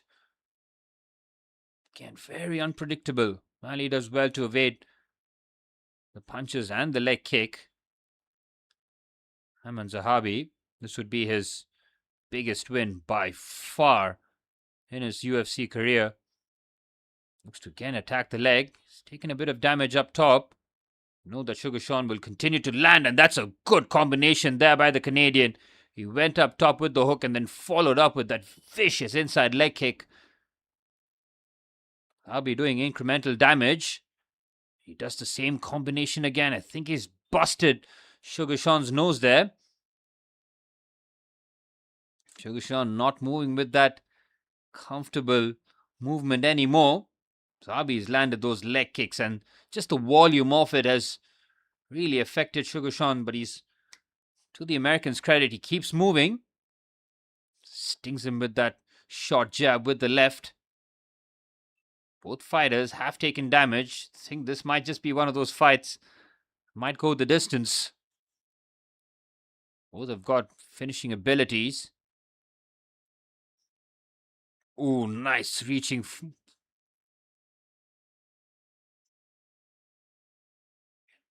And Sugar Sean now looking to attack. He looks to load up. Catches him with a short right. Zahabi now keep things moving. Goes and attacks with a leg kick again. That might be his 14th or 15th leg kick. Sugar Sean goes for the spinning wheel kick. Good defending again by the Canadian. He's going with so much intent with that inside leg kick, man. It's like even if it gets checked, I'm going to make some contact. Sugar Sean finally gets away with one of them. Oh, he hits him again this time. Immediately changes his stance there. O'Malley's like, fuck that. I'm not going to take any more damage with those shots. Zahabi keeps chopping that leg down. O'Malley is taking damage there. It is certainly going to compromise his movement. Zahabi has fought a very patient fight. O'Malley is going to try and check those leg kicks now, and this will give the opportunity for Aiemann Zahabi to go over the top with the big right. Zahabi just relentless with those leg kicks. Good combination there by O'Malley. The 1-1-1 finish. Again, he knows the leg kicks is coming and does well to evade and then sticks him with that nice left. Again, quick change of the stance. Knows the leg kick is coming from a mile because Zahabi is really winding up with them. It's allowing O'Malley now to just understand the patterns and now countering with some good shots. Good oblique kick there and crunching shot to the leg again. It's another big hit to the leg. Taking some heavy hits there, O'Malley. Still looking light on his feet, but they do look lit up. Nice combination there from O'Malley. Sneaks the 1-2 and it's Zahabi comes away. The combination of his own. Now the two trade some big shots there. Right in the middle. Oh, Sugar Sean knocks him down with the left. And the big right. He looks to walk off. And he's waved the fight. Sean O'Malley gets it done in round number 2. Oh, it's the Sugar Show at the White House. He took so much damage at the legs. But the way that he finishes it is typical Sean O'Malley fashion. The left to sing Zahabi. And the right to add the finishing touches. He is electrifying. Well, the number 3 bantamweight in the world, showcasing that even under adversity, he can find the solutions. And that was a mighty impressive finish. It looked like Herb Dean might have stopped the fight a fraction early. Sugar Sean, we have seen him do the walk-off KO, right? But I don't think he caught him with that much force. The 1-2, though, stuck him with so much force. Aiemann Zahabi was just looking to work Sugar Sean's leg throughout that first round. He did a lot of damage in the second. Sugar Sean knew that he's going to have to keep it with the hands. He's going to have to absorb a bit of that punishment. And when he does catch him, he catches him in just fearsome fashion. That was very impressive. We continue the trend of TKOs in UFC Freedom 250. That left was brilliant, man. And then the 1-2. Oof. Both legs collapsed. That's the right stoppage there. Yep. Herb Dean does the right thing. When both your legs collapse as a fighter, you know you're done out there. Lovely left jab there. Just sneaks in. And from there, Sugar Sean is so precise. He doesn't go hammering in. He's found his spots here. Look at this. Left, right, bang. Oof. The combination is swift, it's deadly, and he salutes the crowd in emphatic fashion. That was spectacular from Sugar Sean O'Malley. It caught everybody by surprise because Aiemann Zahabi was fighting a very intelligent fight. He was happy to take it to round number 3 maybe. He did a lot of damage to Sugar Sean's legs. Sean O'Malley kept staying nimble with his feet despite both legs taking damage with those inside leg kicks and those calf kicks. But Sugar Sean, man, when he lands it in emphatic fashion and he'll feel that he's back in front of the queue for another title fight. Oh, I can't wait for the next 2 fights, guys. Oh, it's co-main event and main event time after this one. The 3 fights that I've done live on stream, all 3 have ended in TKOs. All 3 have been just brilliant to watch. And knowing that the next 2 fights is Alex Pereira and Ciryl Gane and then Ilia Topuria against Justin Gaethje. It's just the perfect end to the morning. Brilliant stuff. Well done, Sugar Sean. That was mighty impressive. Well, 2 fights to go. The UFC Freedom 250 has certainly delivered as a spectacle. It's been a lot of fun. All fights have ended in TKO and very quickly. 5 fights, all 5 TKOs. Nothing has gone the distance either. McGregor versus Holloway 2, July 11th. That is a massive fight. McGregor's return to the octagon. We'll be live for it. That welterweight bout will draw a lot of eyeballs as Conor McGregor. This is his last fight against Dustin Poirier. I think it was. But Sugar Sean getting the job done. Now it's time for the co-main event. They do like dragging this one out, so the stream will be quite long, but 90 minutes has pretty much flown by. Sugar Sean getting the job done in just exhilarating fashion. Talk about must-see fighters. Sean O'Malley is one of them, man. Does put on a show. He's a flamboyant-looking fighter, but the way that he's so precise with his striking, very impressive. From 19-3 to 20 wins, 3 losses and 1 no contest for the number 3 bantamweight in the world who's going to be making moves upstairs. His next fight is going to be for the title again. He's got the taste of it once, knocking out Aiemann Sterling. He'll have to go through the Georgian Merab. That is going to be a different proposition on its own. Most wins in UFC bantamweight history. Sugar Sean O'Malley is making his way alongside some elite company there. That was excellent, man. It's almost like Sean O'Malley called the fight himself. Before the ref steps in, once the 1-2 lands, he immediately goes for the salute. It's a bit disrespectful, but he knew that the crack was so clean. It's almost like a bit of mercy shown because Zahabi could have taken a lot more damage there.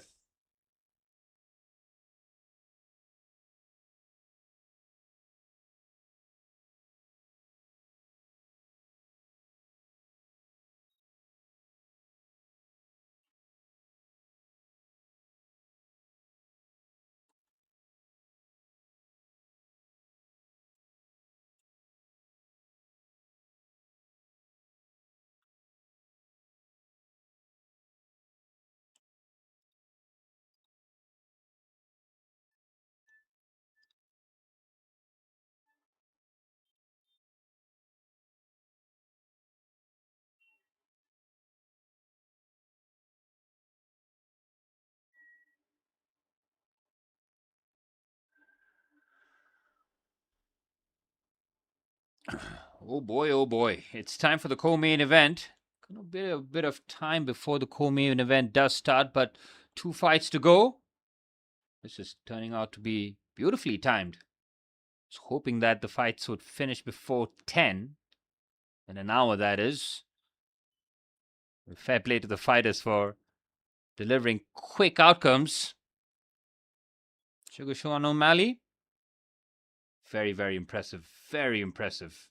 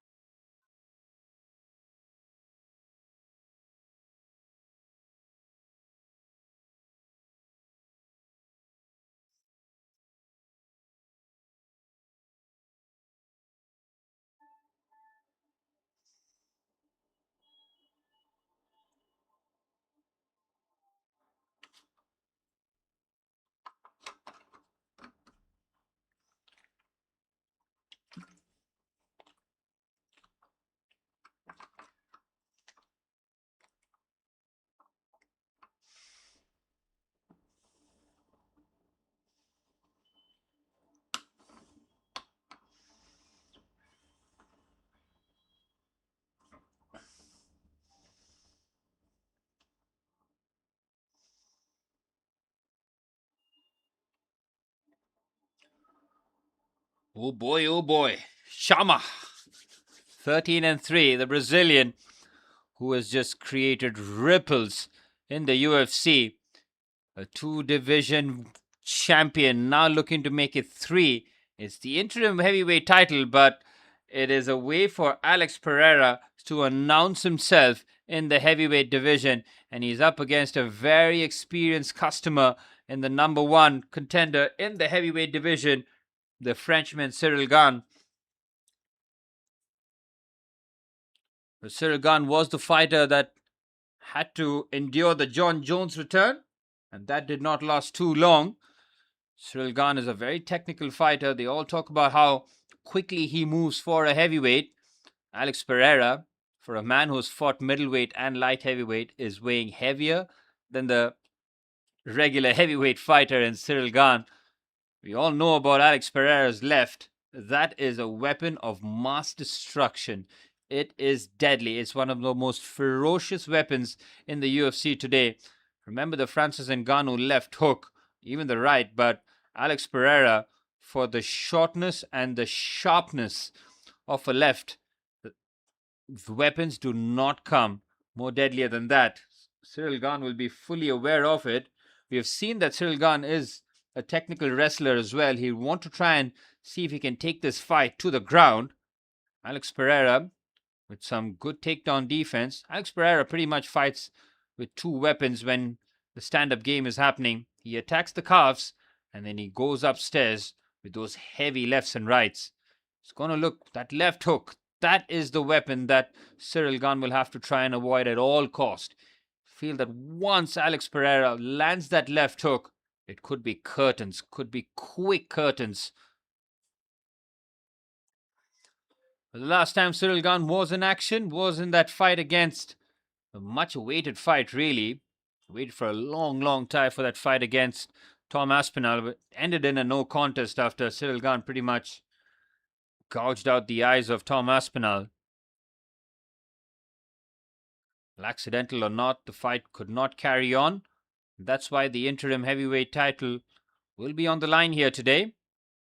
And the winner of this one goes on, fights Tom Aspinall for the undisputed heavyweight championship. Alex Pereira, a win here, will make him a 3-division champion, despite it being an interim heavyweight clash. That's what makes it so interesting. He has all the motivation there, Alex Pereira. 13-3.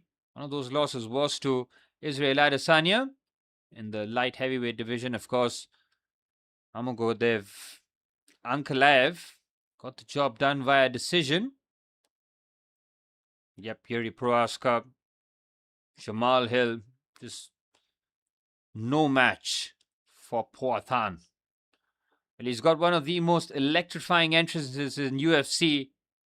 I used to love Israel Adesanya's entrances. He always brought a bit of flair to it.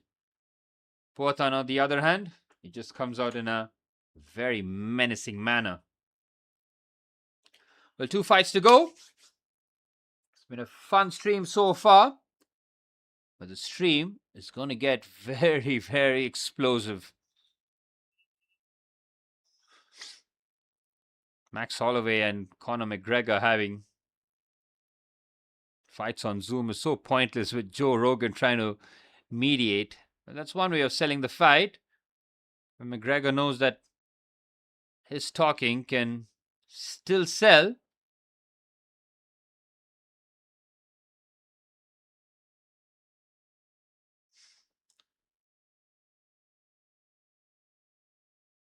Well, that's July 11th. Just under a month away for Conor McGregor's return to the UFC octagon. 3 fights in the books on the stream. 5 fights in total, all by TKO. And now it's all about the co-main and the main event. Alex Pereira versus Ciryl Gane and Ilia Topuria versus Justin Gaethje. This is some way to wrap up UFC Freedom 250. It's got to be said, it's been a success, a roaring success. The weather's helped their part as well. It's not rained, it's stayed dry despite a rain delay. Everything has gone swimmingly well. It's a big deal here for Dana White. I mean, talk about clout and coverage. Having a fight in front of the White House. These are images that will be iconic.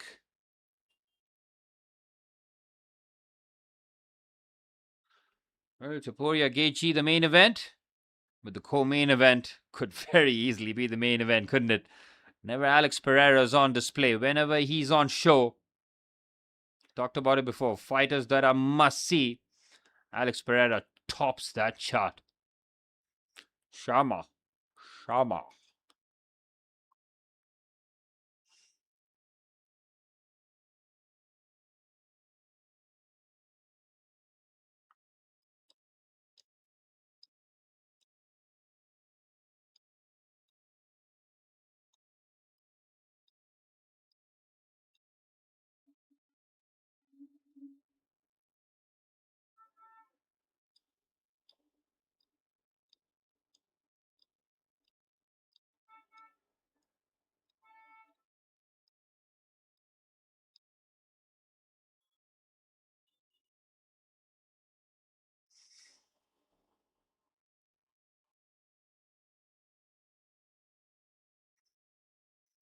The 2 fights to go, waiting for the walkouts. The fact that the fights have finished so much quicker and the time between the fights has been pretty painfully long. I mean, considering it's happening at the White House, you'd almost expect them to get a quicker move on. None of the fights have gone the distance. Neither are the co-main nor the main event. Those are not going the distance either. I mean, Justin Gaethje's chin will have to take a whole host of punishment to try and last 5 rounds for the lightweight unification belt against Ilia Topuria. That is going to be super box office indeed.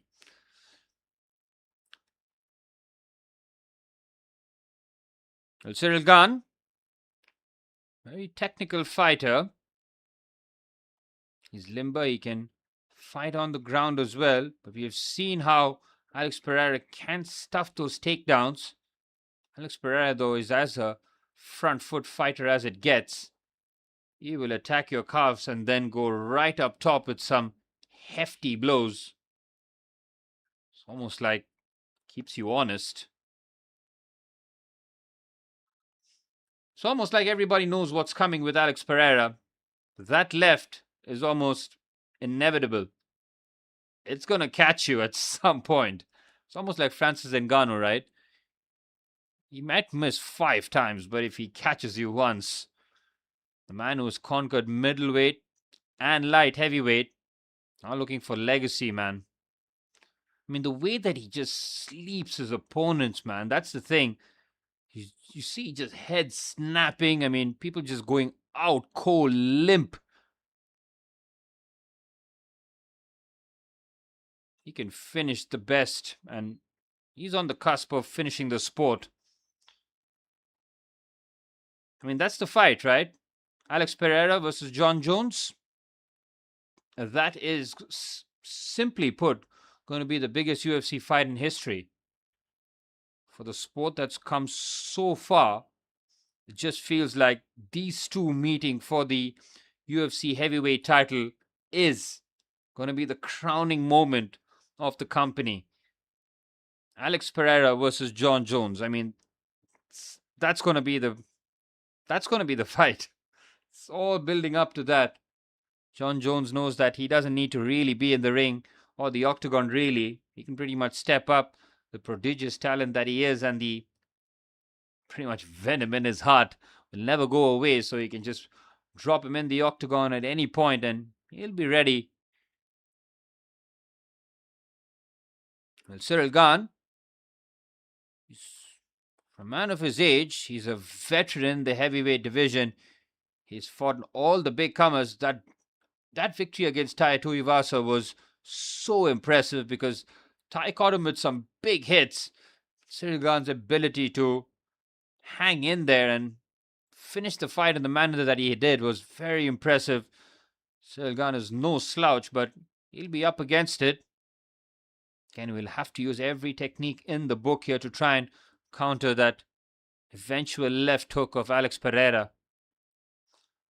Well, Ciryl Gane looking to cement his legacy himself, carrying the French flag in the UFC, and he's been doing it for a long, long time. To fair play to him, he's gone through the ringers, he's fought every heavyweight on the card, and for him to be the number one contender in the heavyweight division just speaks to his toughness and his longevity. But he's coming up against an Alex Pereira who's, the way that he just dispatched Ankalaev. I mean, Ankalaev, who did really well in their first fight, to take it via decision. But Pereira just said, I'm going to change my tactics completely in the second fight. I'm going to just walk him down. I'm going to hit him with some of my biggest shots. Ankalaev did well to almost ride a couple of them, but once that left landed on the temple, it was curtains for Magomed Ankalaev. A tough individual, but once a few of those Alex Pereira shots pierces through, I don't care how tough you are, you're going to be put to sleep. And Ciryl Gane will know that he's fought against some of the biggest hitters. This is a different proposition. Frenchman looks very relaxed. He's going to be up against one of the genuine superstars of the sport. Ciryl Gane from Vendy, France. One of 10 active French UFC fighters. 13-2 record. No contest against Aspinall. Beat Volkov. Beat Spivak. Of course, lost to John Jones in John Jones's return fight. The Frenchman gets the salute. And he'll be up against the Brazilian Alex Pereira. This is worthy of a main event. This is co-main event for the UFC Freedom 250. Ciryl Gane up against an incredible challenge, a force of nature. How does he combat Alex Pereira? Only he will know. But he can take the page from Ankalaev's book and go for the grapples, keep the fight almost boring, really. He doesn't want to stand in front and trade with Alex Pereira, so expect Ciryl Gane to use that technical wrestling of his. Maybe go for the double legs, try and take the fight to the ground. Use a bit submissions, maybe. Ciryl Gane is not going to back down, really. Talked about Alex Pereira's two big weapons. One being that calf kick, which he doesn't really wind up with too much, but the amount of damage that does. Israel Adesanya was talking about that. He's like, I could pretty much deal or expected those shots with your hands, but those calf kicks is something that he could not prepare for. Pierces the perineal nerve and does so much damage to your mobility that it's become one of Poatan's premier weapons. The co-main event in front of the White House is a few minutes away. The Frenchman gets a proper welcome. It's the heavyweight bout.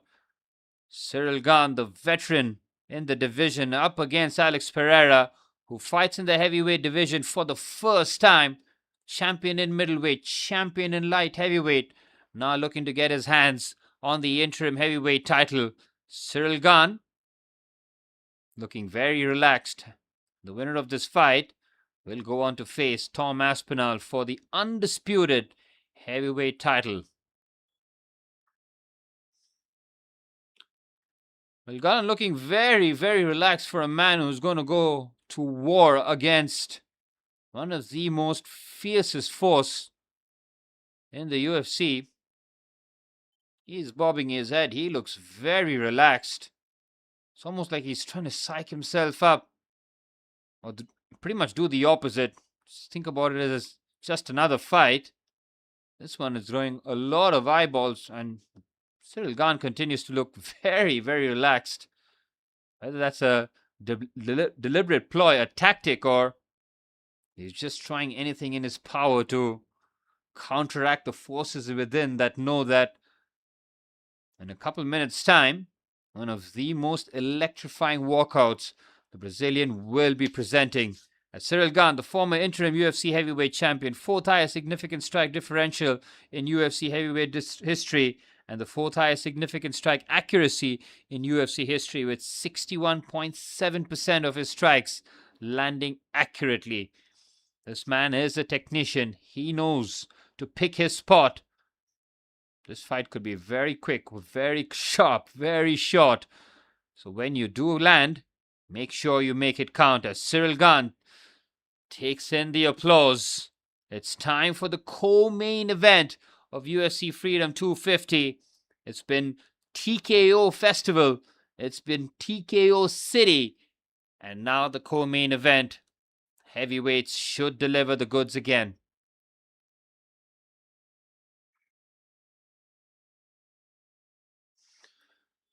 Ciryl Gane continues to bob to the music.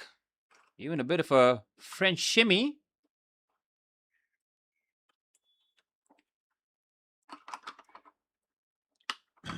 We did see Victor Wembanyama lose out in a best of 7 series, losing in 5 to the New York Knicks. Will the French get something to celebrate here today as Alex Pereira? I mean, this is tribal. This is electrifying. I'm just going to keep my mouth shut and enjoy this entrance. This is what the pageantry of UFC is all about. Alex Pereira.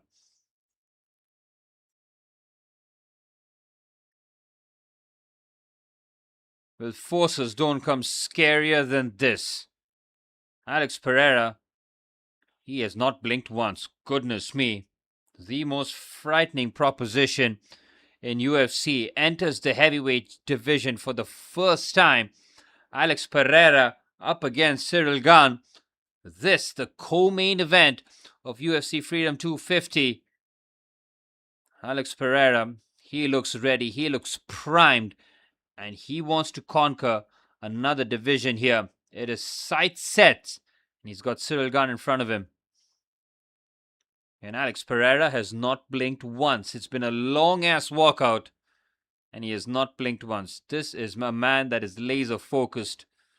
And we know about his Shama entrance. And the arrow that he releases. It is iconic, man. There are some scenes that transcend the sport, this being one of them.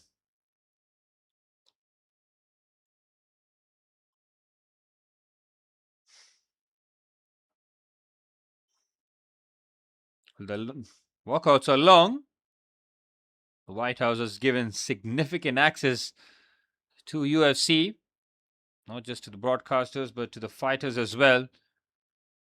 Long ass walkout here just to add that extra bit of tension. And this is Alex Pereira entering the fray. You know the arrow's coming.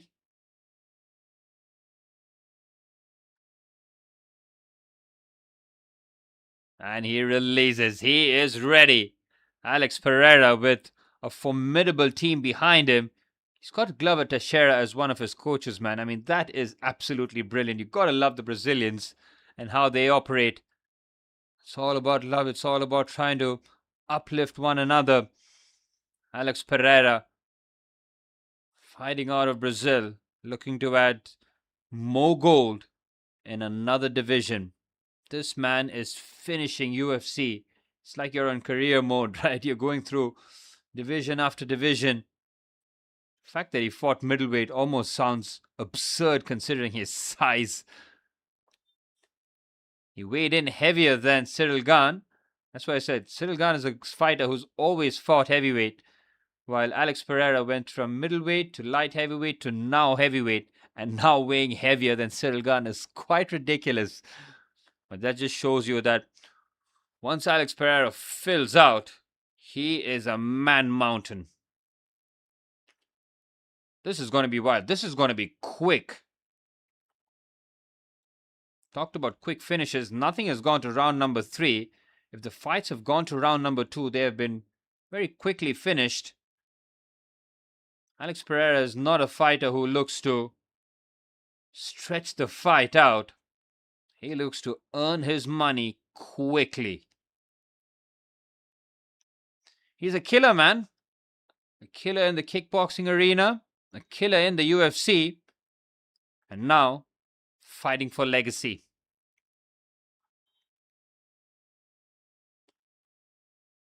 Well, fighters have done it in 2 divisions.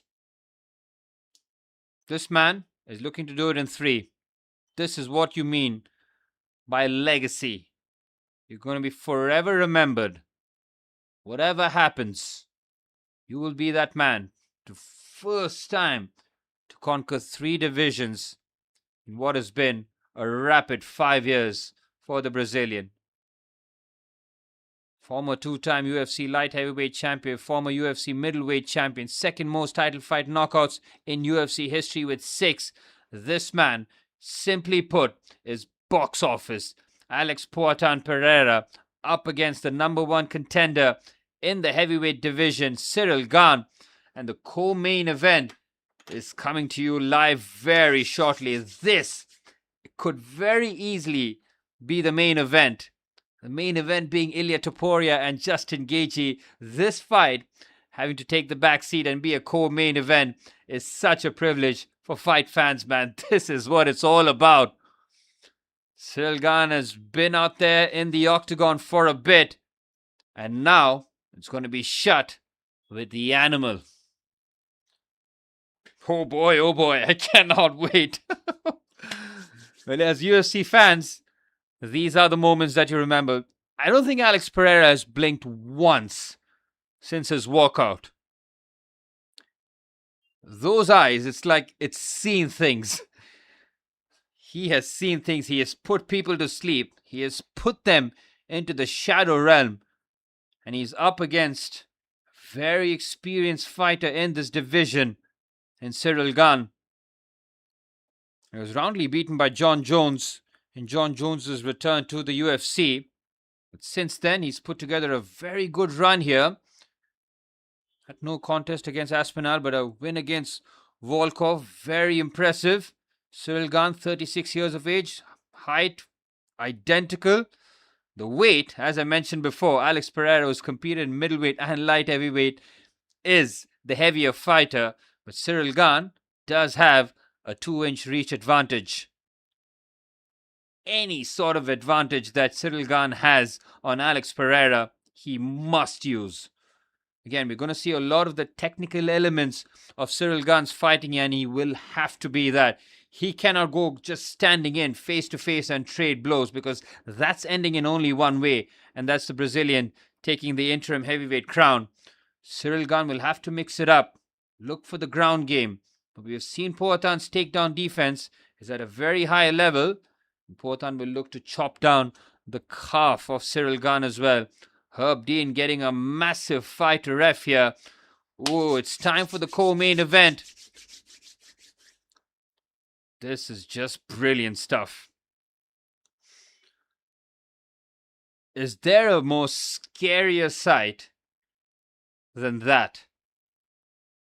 I would genuinely be terrified. Like, anything to get me out of this cage. Ciryl Gane has been very relaxed since walking in, but since Poatan has entered, you can just feel the electricity in the octagon just change. For a man who's seen the big occasion in the heavyweight division, Ciryl Gane is fighting a bona fide, legitimate UFC superstar in Alex Pereira.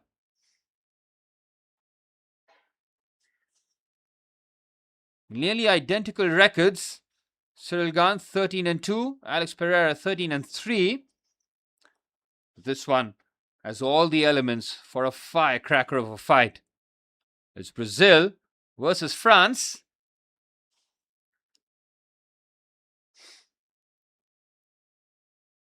Alex Pereira is fighting out of Danbury, Connecticut. 6'4", 251 pounds.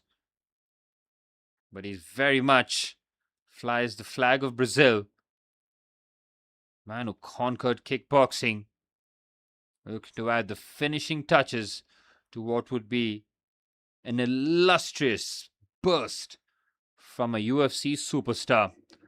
Alex Pereira. Alex Poatan Pereira. Getting the introduction to fire up the blood cells. We are ready for the co-main event here at the UFC Freedom 250. It's time for the heavyweight bout here. Ciryl Gane taking on Alex Pereira. Let's fucking go, man.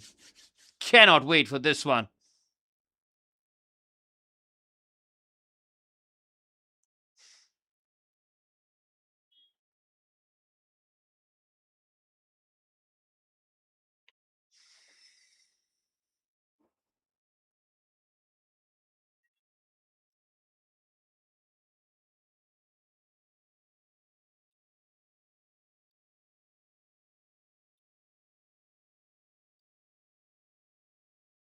Oh, and here we go.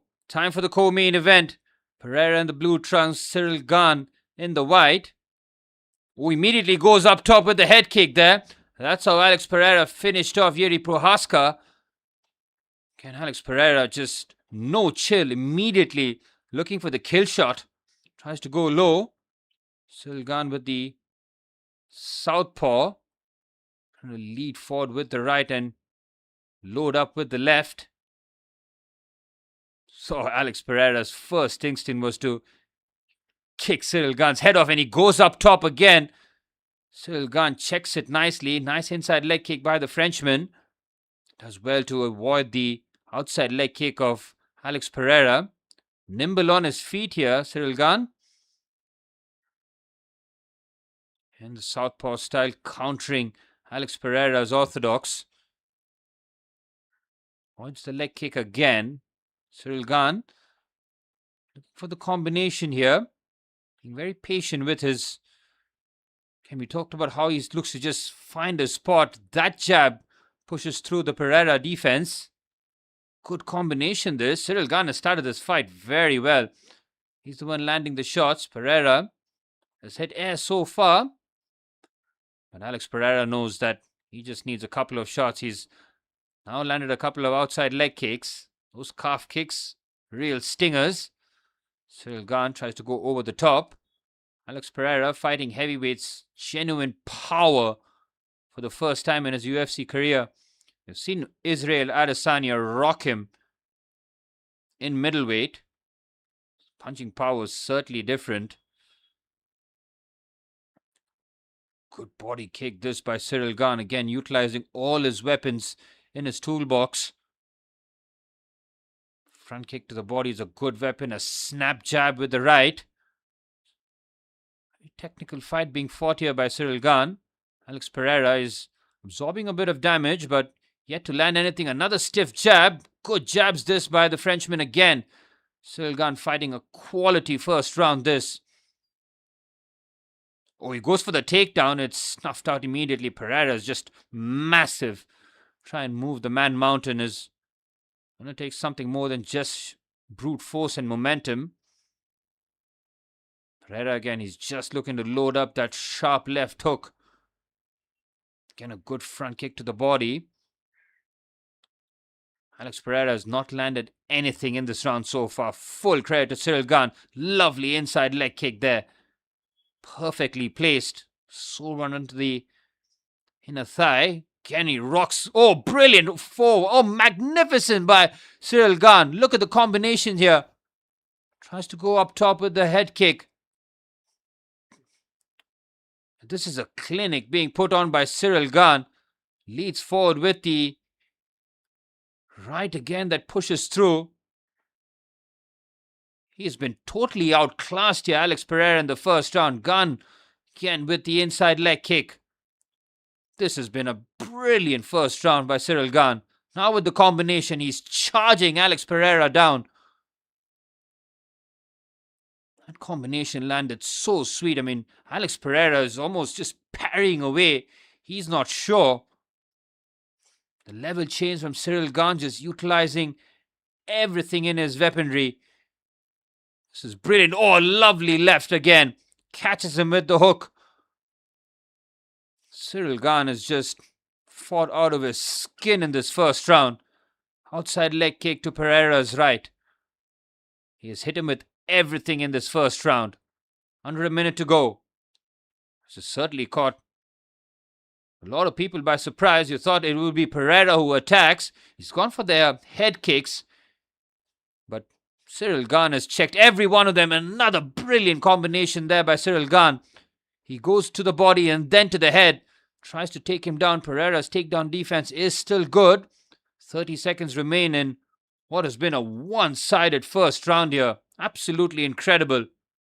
Ciryl Gane showing Alex Pereira levels in the heavyweight division. This time it's Gane who goes up top with the head kick. Well blocked by Pereira. Under 20 seconds remaining. This has been an entertaining first round.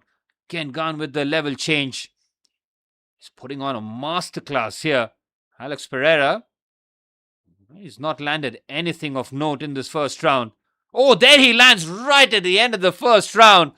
Alex Pereira. But for 4 minutes and 58 seconds, it was all Ciryl Gane. And right towards the end, Alex Pereira lands two big shots. That really did rock Ciryl Gane, but that was as perfect as a first round as Ciryl Gane could have fought. But Alex Pereira just reminding us all that he has got dynamite in those gloves.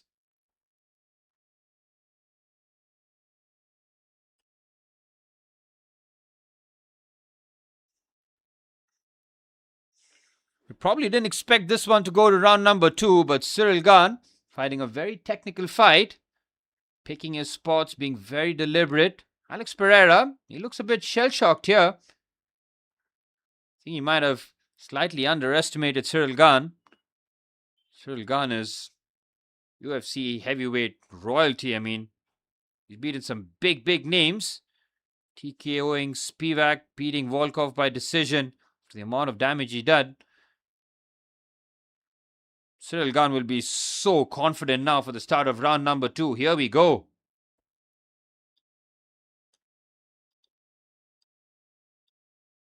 Alex Pereira might need a change of tactic here. The round continues the way it did in the first round. Ciryl Gane will look to apply the finish. And Alex Pereira looks very tentative. Nice inside leg kick there by Ciryl Gane. Oh, again Alex Pereira goes up top with his kicks. Alex Pereira is almost just trying to land the big shot, by Ciryl Gane remains so precise. This is a clinic here. Gane looks to shoot. Pereira thwarts. Oh, he's knocked him down. Alex Pereira's in real trouble here, landing some big fists here. He's down in the ground. Alex Pereira in real trouble. Gane lands some hefty elbows. Oh, this could be it here. Alex Pereira holding on for dear life. Ciryl Gane might have emptied the tank somehow. Alex Pereira still on his feet. Ciryl Gane throwing some haymakers. And somehow Alex Pereira is still in this fight. Incredible exchange here in round number 2. Ciryl Gane is walking Pereira down. Pereira on wobbly legs here. Oh, big elbow. Big right. Oh, he's lifting this through. This could be the finish here. Pereira just trying to clench and just bide a bit of time. Ciryl Gane pushes him away. He's teeing off here. He's making contact. And it is all over. Ciryl Gane gets the job done in round number 2. And he puts on a masterclass against Alex Pereira. Oh, Ciryl Gane has shown levels here. Wow, that was impressive by the Frenchman. He barely took any damage. Look at his face. He's up against Alex Pereira and he looks fresh as a daisy. He can't believe the perfect fight that he has fought here. Chapeau to the Frenchman. Special fight. The fact that he continued his tactics in round number 1. Alex Pereira looked like a fish out of water here in the heavyweight division. Well, he's cleaned out the light heavyweight division and he's gotten a rude welcome to the heavyweight division. There's a massive cut under the eye there. Wow, what a finish this is. It was just a jab with the right, but he's leaning forward here. This is how he finishes it. Look at this. He's just leaning forward with the jab. He just adds a little bit more and then that left to finally add the finishing touches to one of the most impressive fights of Ciryl Gane's career. Yes, he's fighting a first-time heavyweight. That left hook was nasty. The last touch. Whew! Another TKO, another round 2 TKO. 6 fights in the UFC Freedom 250. All have ended in TKOs. None have gone into the round number 3. You've seen first round finishes. We see another second round finish. It's back to the drawing board for the Brazilian as Ciryl Gane maintains that number 1 spot. He's got the interim heavyweight title around his waist. And that fight against Tom Aspinall will be the one to decide the undisputed heavyweight champion. Alex Pereira, he just found out different power. He's fought middleweights, he's fought light heavyweights. Light heavyweights can certainly land. But a 250-pounder, when they land, that is a different proposition. It was such an impressive fight, man. He fought the perfect fight. Even the leg kicks that Alex Pereira is which he commonly uses, right, to inflict a lot of damage, almost like forcing you to check those leg kicks and drop your hands down. Even those Ciryl Gane thwarted with so much ease. He gets the belts. This is a very impressive performance by Ciryl Gane, man. And you saw him at his walkout, right? He looked so relaxed. He was busting a move out. He was moving to the music. So relaxed. And you can understand why. Preparation is the key, man. He had everything figured out. You looked at Alex Pereira and he looked way out in terms of levels. The way that Ciryl Gane was moving, and compare that with the way Alex Pereira was moving. Chalk and cheese. Alex Pereira was stiff. Ciryl Gane level changes, attacked the leg, went upstairs. Perfect fight, man. That was just brilliant from him. Just reminding us that there are levels, man. Even in UFC, you don't just move up the weight class and take on the number 1 contender. That right was the one that did all the damage. Wow. Just snuck it through. Oof. Heavyweight power is something different. Almost fought him in a disrespectful manner. He just walked him down. everything landed. Everything was spot on. Even in the finish, the two rights and then the left. Clinical performance by Ciryl Gane. We've seen some incredible finishes in the UFC Freedom 250. So far, this one has to be the performance of the night. Considering the opponent, considering how dangerous he is, even Glover Teixeira, his coach, will be saying, yep, there are levels to this game, buddy, and we've been found out at the top level. He can have no complaints. There was not a single moment in that fight that you felt that Ciryl Gane was under pressure. He was cool, calm, collected, and he delivered the goods like a surgeon, man. Okay, nothing he delivered was like a big hit, like, big winding uppercut. He kept things short, precise. He had enough power behind those shots. And that just showcases a very savvy, a veteran man in the heavyweight division. And Alex Pereira has got a lot of learning to do. He's not going back to a light heavyweight. This is going to be the division that he's going to have to figure out now. This is where he becomes a 3-division champion. It's not going to happen tonight. I mean, he's had a meteoric ascension in the sport. And in top-level sport, you do get humbled, man. And that's 2 losses in 3 now for Alex Pereira. Remember, in the light heavyweight bout, he did lose to Ankalev via decision. This time was completely emphatic. But now it's up to Alex Pereira to try and figure out the heavyweight division of the UFC. Ciryl Gane, he remains top dog alongside Tom Aspinall.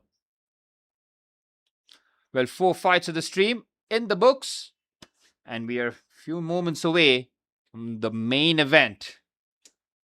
The lightweight unification belt, Ilia Topuria, 17-0 against the veteran of the sport, Justin Gaethje. He is undisputed, isn't he, Ilia Topuria? He's beaten all the comers, all the big names in the lightweight division. He has put away in sensational fashion. TKO after forget TKO. These are proper KOs, man. He has knocked his opponents out. Charles Oliveira, Max Holloway. He knocked out Volkanovski. Oh, yeah, Volkanovski was a fantastic finish as well.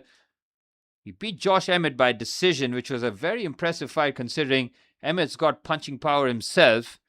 That was very emphatic from his point of view, but it just showcases that these two lads who are going to be fighting up next are coming with some real power themselves.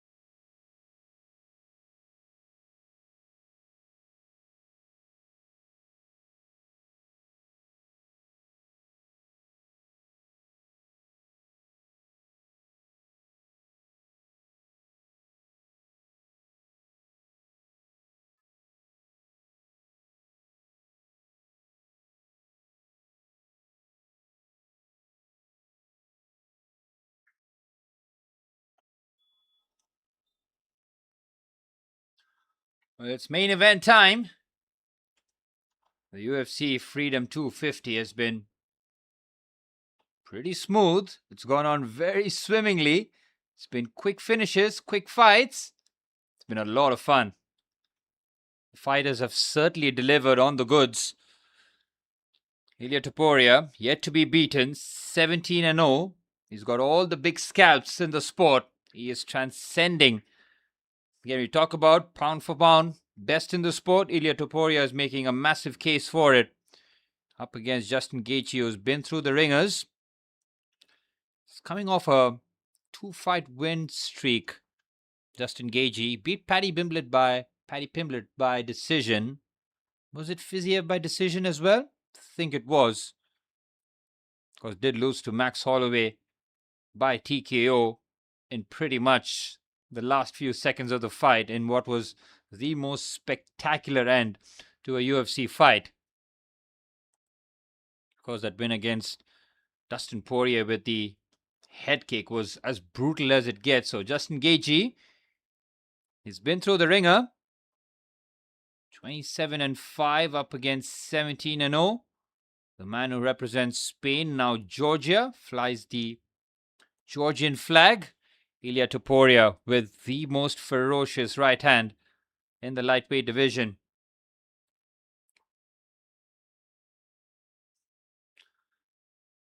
Whoever's taken the sharp 1-2 from Ilia Topuria generally does not recover.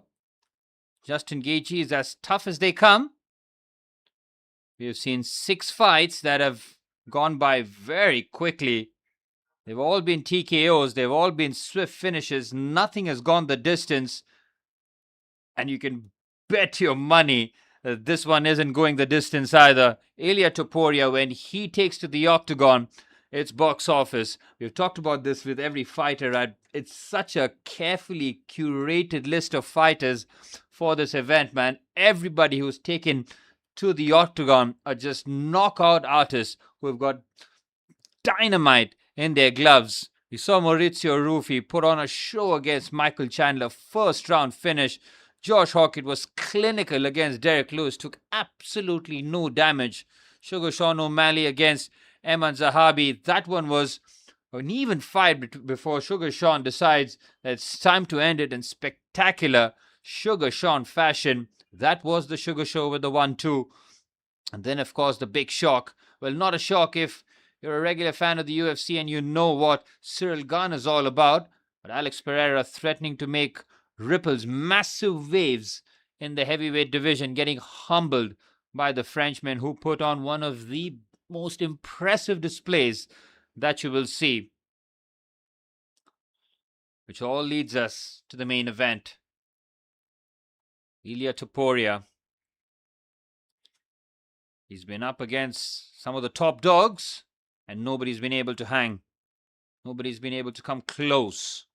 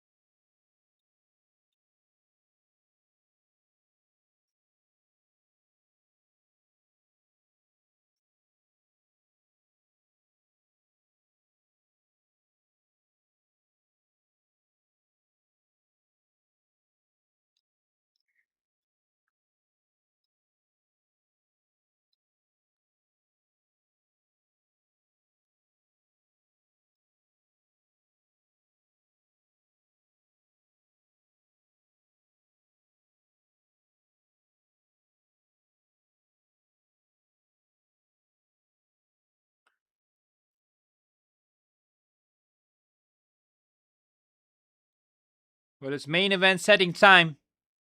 The UFC Freedom 250 has been a box office event, not gonna lie. It's delivered some fantastic fights. And now it's up. It's champion versus interim champion.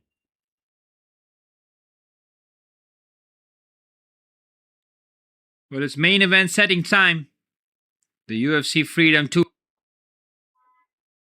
Well, this is the fight that we've all been waiting for. This is the big one. Justin Gaethje, the interim champ, against the undisputed lightweight champion, Ilia Topuria. Justin Gaethje calls himself the highlight. And he'll have to put on something of a show here if he's going to be the one to break that unbeaten streak. When you're a fighter with that O next to you, you just feel invincible. You're like, nothing can beat me. Nobody can break this down. Someone like Justin Gaethje, who's been through the wars, he has gotten the battle scars. He has seen through everything in the sport. He's had some supreme victories himself, and he is not going to fight somebody tougher to face against than Ilia Topuria. Ilia Topuria is bringing back boxing, old school boxing. It's the quick hands that just catch everybody by surprise. Justin Gaethje is a man of many weapons.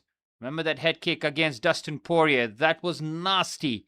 Came out of nowhere, caught Dustin by surprise. That loss to Max Holloway, though, would have just shook a bit of confidence. But the way that he has responded has been excellent. Win against Fiziev and Paddy the Baddy shows that Justin Gaethje still got it.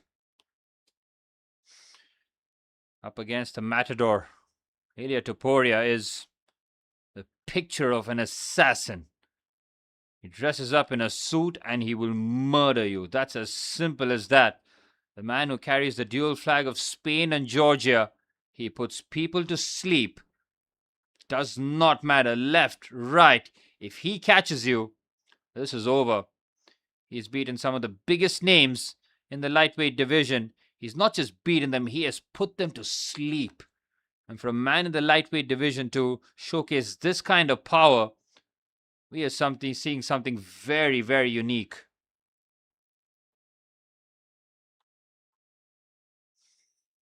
Well, Justin Gaethje will have to pull out all the stops here if he's going to stop the sensation, the Matador, who's looking to dazzle in front of the White House. He's already said in his promo, he's put the white, what is that, the white rose? Yeah, the white, what is that? Will fall at the White House. He has a special rose for him. It's as cold as it gets from Ilia Topuria.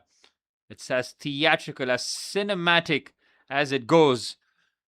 Justin the highlight Gaethje will have to pull out all the stops if he's going to pull out an improbable victory against the unbeaten Ilia Topuria. It's time for the main event.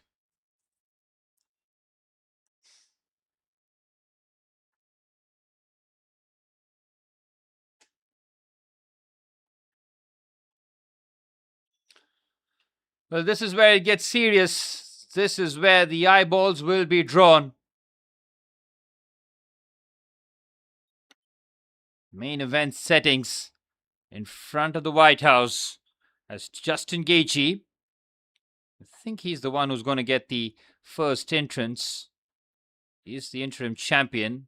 This fight was the lightweight unification belt. Justin Gaethje 27-5. The record for the veteran American. The back of 2 victories. Should feel confident, but he'll also be the first one to acknowledge the quality of opposition. The right and lefts of Ilia Topuria remain lethal weapons in the game. We've seen Ciryl Gane negate the power of Alex Pereira completely, but Ilia Topuria is just a different beast, man. Well, Justin Gaethje has got full entrance. He's at the official Oval Office. He's got the entry from Trump's room by the looks of it, as Justin Gaethje flies the American flag for the main event of UFC Freedom 250. It's Topuria versus Gaethje, and UFC fight fans have been waiting for this one. Ilia Topuria remains unbeaten. Is this the fight where that 0 turns into a 1? Every time you're an undefeated fighter, it does play a part in the back of your mind, but also it gives you the confidence that nobody's been able to piece this puzzle yet, and long may it continue. Justin Gaethje has been through some wars. this one against the Matador will be a different proposition altogether. Justin Gaethje will be pumped. We saw that Ilia Topuria putting that white rose in front of Justin Gaethje's picture. It's like, I'm going to finish you off in your own country, in front of your own president. And here's a white rose as respect. Some cold shit from Ilia Topuria, I'm not going to lie. Justin Gaethje would have laughed that off, but he knows behind that quote-unquote joke is a man who's very much serious and capable of putting your lights out. The last four victors, or last four fighters that have fallen prey to Ilia Topuria, Josh Emmett, Volkanovski, Max Holloway, and Charles Oliveira. See what kind of music Ilia is coming on to. Let's quickly turn this on. I want to see Joe Rogan's commentary. And it's still Justin Gaethje that's walking out. Long ass entrance.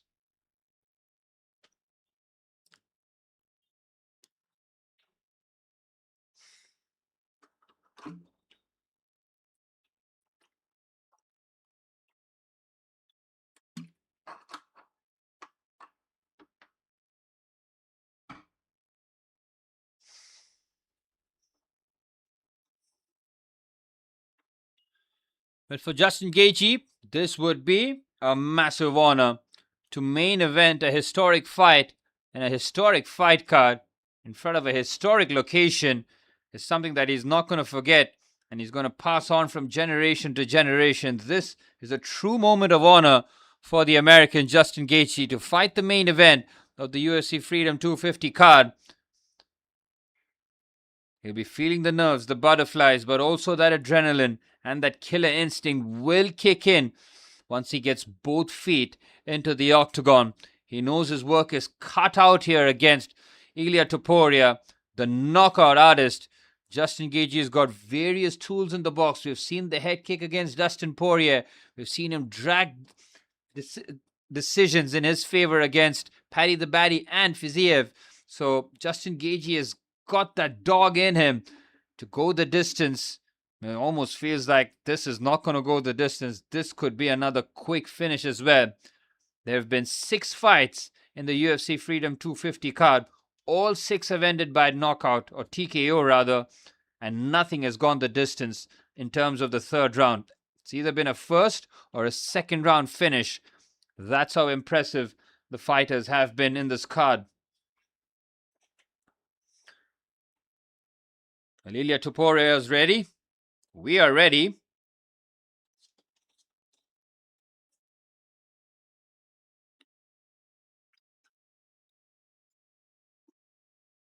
This should be a lot of fun. This is main event settings. Well, the co-main event certainly did deliver in terms of a spectacle, in terms of a clinic. How are we going to see either one of Topuria or Gaethje put on the clinic here? Gaethje getting that long entrance. And in a few minutes' time, the undisputed lightweight champion will enter his arena. Well, Gaethje is ready, the 2-time interim UFC lightweight champion, most performance awards in the UFC lightweight history, and the 3rd highest significant strike accuracy in UFC lightweight history with 58.5% of strikes landing for the American. He has been through some wars, he's seen some things, he has put on some very impressive performance, but this could very easily be his biggest win of his illustrious career. Justin Gaethje, the interim champion, walks in first. Well, he's got the crowd support. He is the homeboy advantage. It will be Ilia Topuria in a hostile environment as Justin Gaethje enters first in the main event. Well, the production budget has been dialed up to 100 from UFC's point of view. I mean, when they had the national anthem played, they had fighter jets fly over the octagon. You could see Dana White thanking Donald Trump like profusely, like thank you for going above and beyond for making this a spectacle. And his fighters have delivered the goods. They've kept it entertaining. They've kept it quick.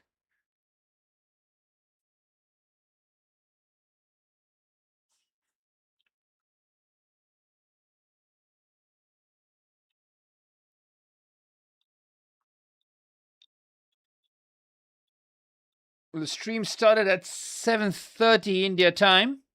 Maybe slightly before that. It's now 10 a.m. as the Matador enters the fray. A prince, a royal welcome for the undefeated, the undisputed Ilia Topuria. El Matador. He is ready. He is primed. El Matador will be looking to make the real impact now. He's seen Justin Gaethje walk in, and now Justin Gaethje will see the Matador enter. He is as cold as it gets. Some of the most vicious boxing combinations in the sport today. Ilia Topuria is proper box office. No exaggeration, no bullshit. When Ilia Topuria fights, you drop everything down and you watch him go. The man who fights for two flags, the Spanish and the Georgian flag. This man is transcending the sport. He's a two-division champion already, now looking to unify the lightweight championship. Ilia Topuria 17-0. With that kind of record, you just feel unbeatable, undefeated. And you can understand why that confidence. He knows that he's got absolute dynamite in both those gloves, and he can put his opponent to sleep whenever he wishes to. Justin Gaethje will know what's in front of him, what's in store. He's up against a straight-up killer, but Justin Gaethje is an absolute force himself. So, Ilia Topuria, this is not going to be straightforward, but as the fight starts, it just feels that Topuria is the favorite. But Justin Gaethje, you can never discount him. He's got the weapons, he's got the tools. But does he have enough to withstand the heat that El Matador is going to bring as he enters the octagon? What a feeling it would be. Every time he walks out as undisputed, undefeated champion of the world, he'll just feel 10 foot tall in the lightweight division. Josh Emmett, Volkanovski, Max Holloway, Charles Oliveira, the last three that I've mentioned, all been just knocked out viciously. This is a man looking to add yet another scalp to what is an illustrious UFC career already. Ilia Topuria, the man to dazzle, the man to put you on your feet.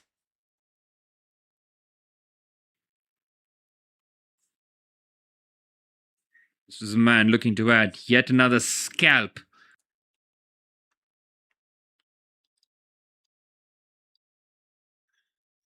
Ilia Topuria, very respectful in his entrance so far, full of gratitude. But that flip, that quick flip of the switch, as soon as that cage shuts, we will see Ilia Topuria go into straight up killer mode.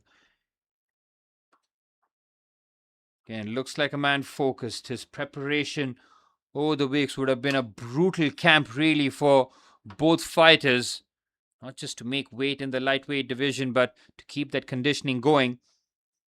Topuria knows that he has beaten some of the biggest names, and he can continue his path of destruction and go 18-0 if he beats Justin Gaethje in a fight that he is favorite to unify the lightweight championship. Ilia Topuria, another box office name on the card and in the UFC. Well, this man is going to make his name in boxing at some point, right? It just feels like once he's done with UFC, he is certainly going to move to boxing and make a ton of money. I mean, Ilia Topuria already comes from money. He's had a $1 million or £2 million gym in his home. I mean, UFC fighters, unless you're the top dogs, do not get paid that much. And Topuria, before he really made his name already, had that kind of equipment and facilities in his life. He comes from money, but he still fights like a street killer. That's a dangerous, dangerous combination for a man who doesn't need to fight, fighting like his life depends on it. Ilia Topuria, straight killer. You don't want to go up against him. Justin Gaethje has fought a lot of killers himself, but now he's up against one of the biggest names in UFC. One of 11 two-division champions in UFC history, UFC lightweight champion and former UFC featherweight champion. Fourth longest active UFC win streak with 9 wins. He's undefeated, 17-0, and 10th highest significant strike defense among any active UFC fighters with a 64.1 defensive rate. Is brilliant. Just showcases the all-round ability of Ilia Topuria. He looks relaxed, composed, and we are just moments away from the main event.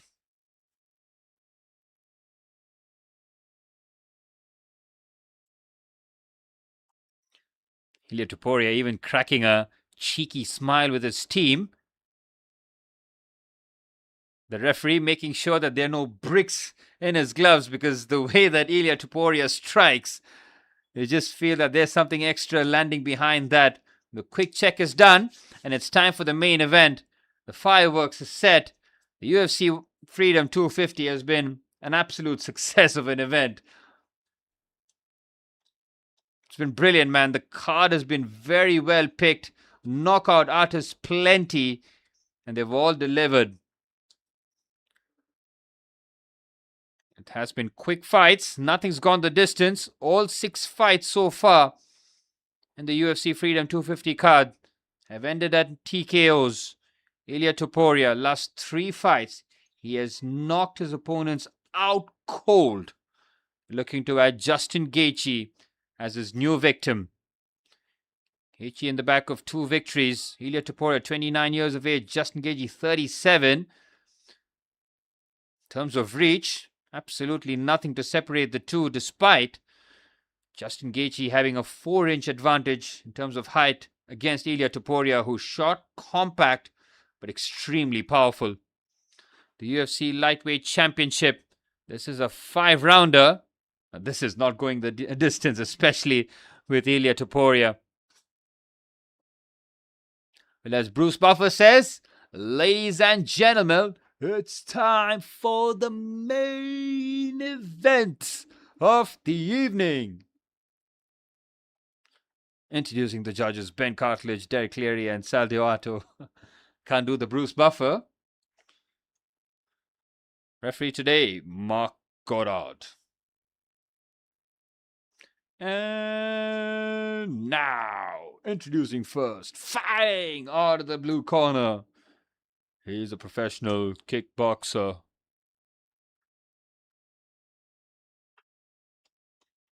Looks like Ilia is getting the first. No, it's just the sponsors getting a shout out. Justin Gaethje will be the first to be introduced. Should be. Justin Gaethje has been waiting a long, long time in the octagon, trying to get that heart rate just to settle down. The adrenaline is absolutely jacked to 100. Try and slow your breathing and fight under adverse conditions is certainly something that they've trained all their life towards.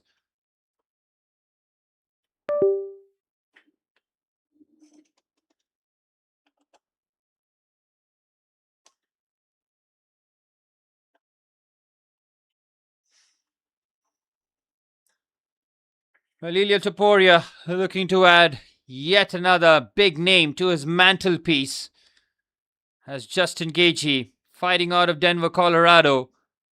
27-5 record, 5'11", 155 pounds. Fighting out of Denver, Colorado. Justin, the highlight, Gaethje.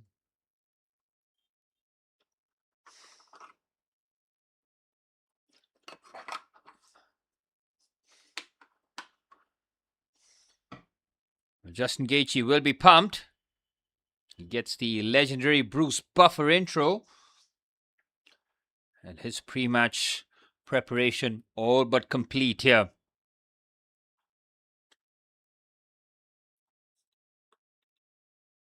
And it's time for the champion's introduction. Fighting out of Alicante, Spain, wearing the Georgian flag. 5'7", 155 pounds, 17-0 record for the lightweight undisputed champion of the world, Ilia Topuria.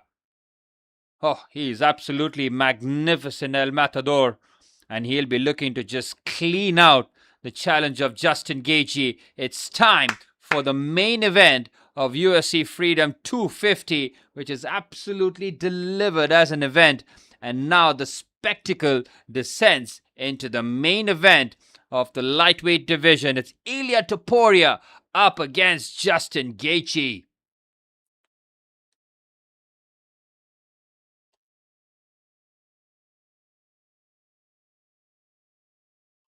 Ooh, we cannot wait. We have seen explosive finishes so far.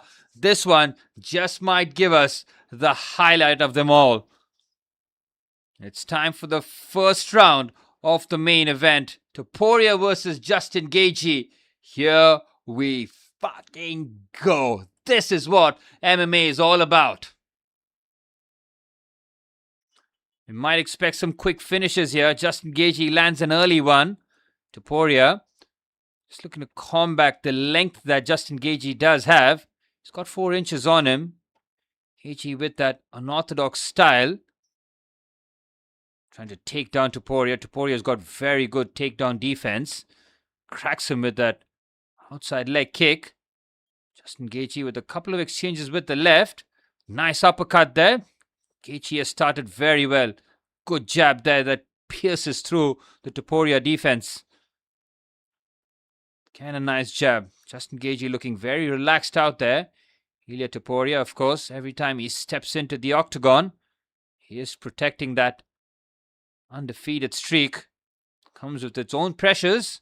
Oh, stiff jab there. Topuria lands. And Justin Gaethje eats that very well. Topuria landed with 2 heavy shots. Really did sting the American. Justin Gaethje once again uses his long levers. Oh, another big right that's straight. Oh, the power that Ilia Topuria has. Absolutely incredible this. Here's Justin Gaethje now. Shimmying and shaking. Goes upstairs with the head kick, which is very well blocked. Topuria can mix contact with the right. Justin Gaethje with the clinch. Topuria immediately just creates separation. Kind of power that Topuria looks to land. It's just so much of it from a very short distance too. Again, goes for the takedown and the uppercut. Topuria manages to evade both. Good start this for the Georgian. Again, goes for the 1-2. Gaethje is backing down. He's at the cage now. This is where Topuria wants his opponents to be in. Feints with the leg kick. Tries to go upstairs. Gaethje looks to be patient now. Leads with the left. He has caught Topuria a couple of times. It looks like Topuria has been cut on the eyebrow. Good calf kick there by Topuria. Then lands with a stiff left. Goes for the 1-2 again. How quick are the hands of Ilia Topuria, man. The 1-2 lands at devastating speed.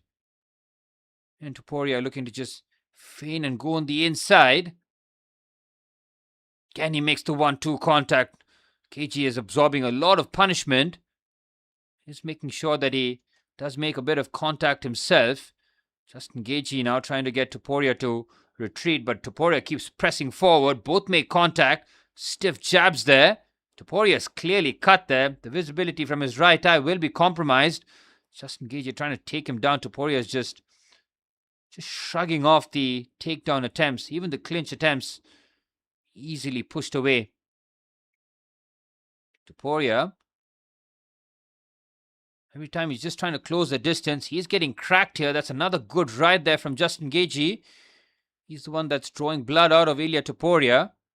Topuria again leads with the left, waiting to land the right. Good uppercut and a nice exchange there from Justin Gaethje this time. Gaethje has fought a very composed first round, very measured by the veteran American. Again, goes with the overhand. Good right. Topuria knows that he's very much up against it. Another head kick, which is well blocked by Topuria. He's got that right hand protecting. Oh, big right hand, and catches him with the left. Topuria has got Gaethje rocked. Big exchange there. Just over a minute to go. This is dangerous territory here for Justin Gaethje. Topuria could end this fight right here, right now. Nice uppercut. Again, he's so dangerous with the explosive exchange. Here's Topuria, goes on the outside. Justin Gaethje getting into a slugfest. Talked about dangerous tactics. He's getting cracked again. Topuria landing, and it's a real slugfest now. Justin Gaethje goes for the big swing and a miss. Topuria almost trying to get him with the guillotine there. You've seen no submissions. It's been all knockout power. Here's Topuria again. He's walking down Justin Gaethje. Gaethje looks gassed already. Nice left, big right. Oh, it's a big exchange again. Justin Gaethje is fighting out of instinct here. Topuria looking to add the finishing touches. Oh, big left, massive right. This is a masterpiece, this from Ilia Topuria. The left to the liver, then to the body. Oh my word, Justin Gaethje is taking a tremendous amount of punishment. He's somehow still in the fight. What a first round of the main event. Ilia Topuria busted open but ends the round brilliantly.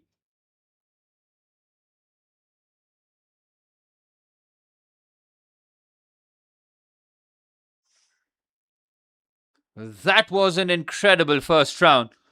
Both fighters landing some big shots. Ilia Topuria right towards the end of the round reminding Justin Gaethje that we felt that Justin Gaethje for 3 minutes of the first round had the better of Ilia Topuria, but once Ilia got into that range, that consistency of the combinations, that's when it just felt like Justin Gaethje was just swinging for the fences.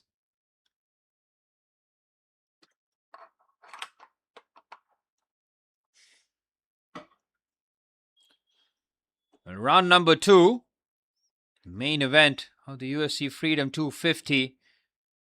Topuria has been cut up. He's taken quite the damage. Both eyes. Justin Gaethje will not go down without a fight. And here we go for round number 2.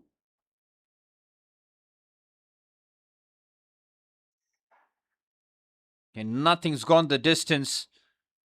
Not a decision. Nothing into round number 3.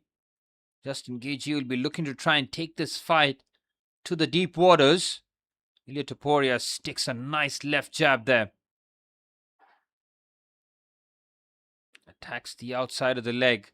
He's trying to use a variety of weapons here, but we know what Ilia Topuria wants to do.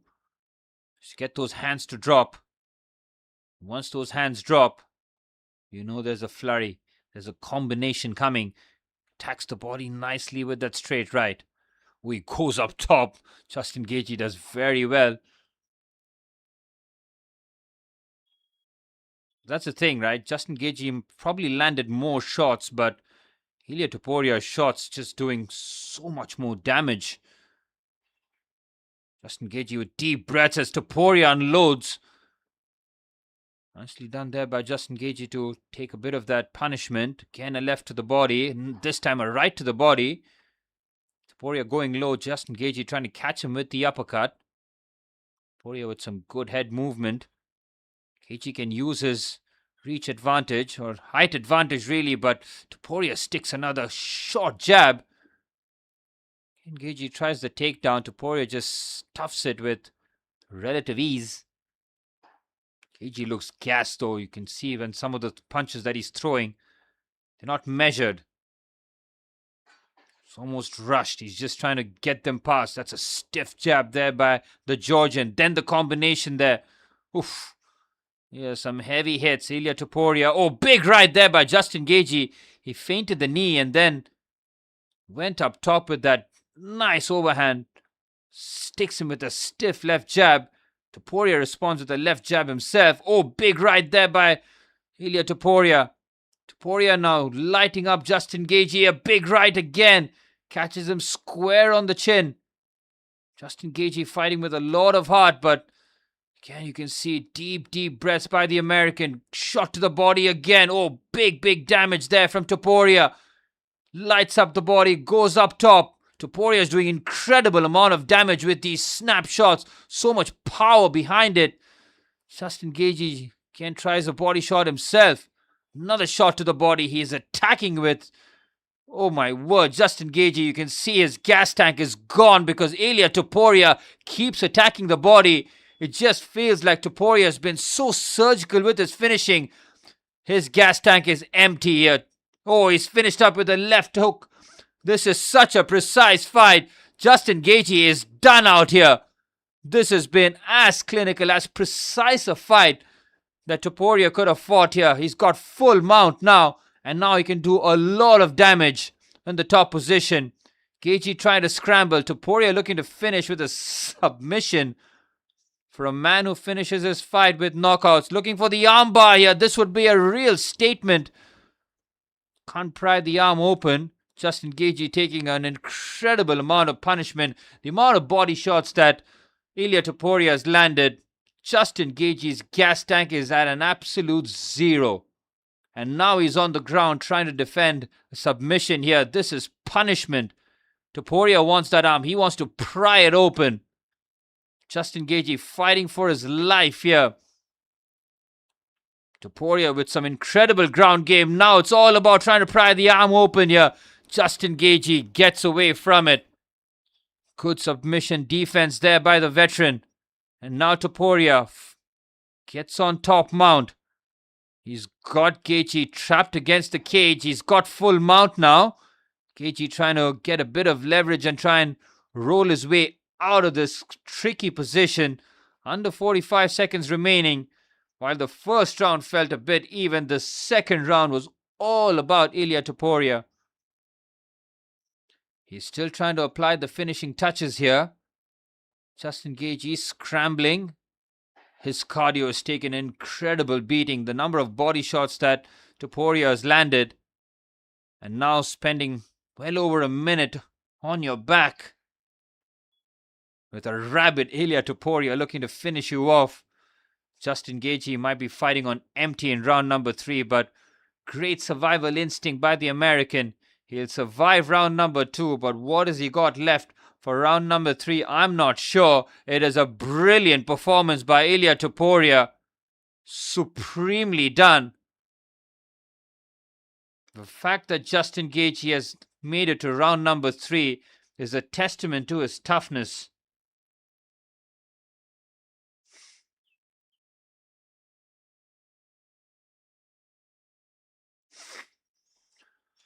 Well, the strategy of Ilia Topuria, clear as day. Keep attacking the body. Justin Gaethje's gas tank has been chopped. The amount of fierce body shots he's taken. The liver shot there with the left. Back to back by Ilia Topuria. Then the right to the other side. I mean, his ribs have been tenderized. The fact that Justin Gaethje is able to sit up and sit back down without pain. It felt that once he was on his haunches, Ilia Topuria was just going to add the finishing touches. But he is not. Justin Gaethje is a warrior. But both have gone through the ringer. First round a lot more even. Second round all Ilia Topuria. And we're off and running for round number 3.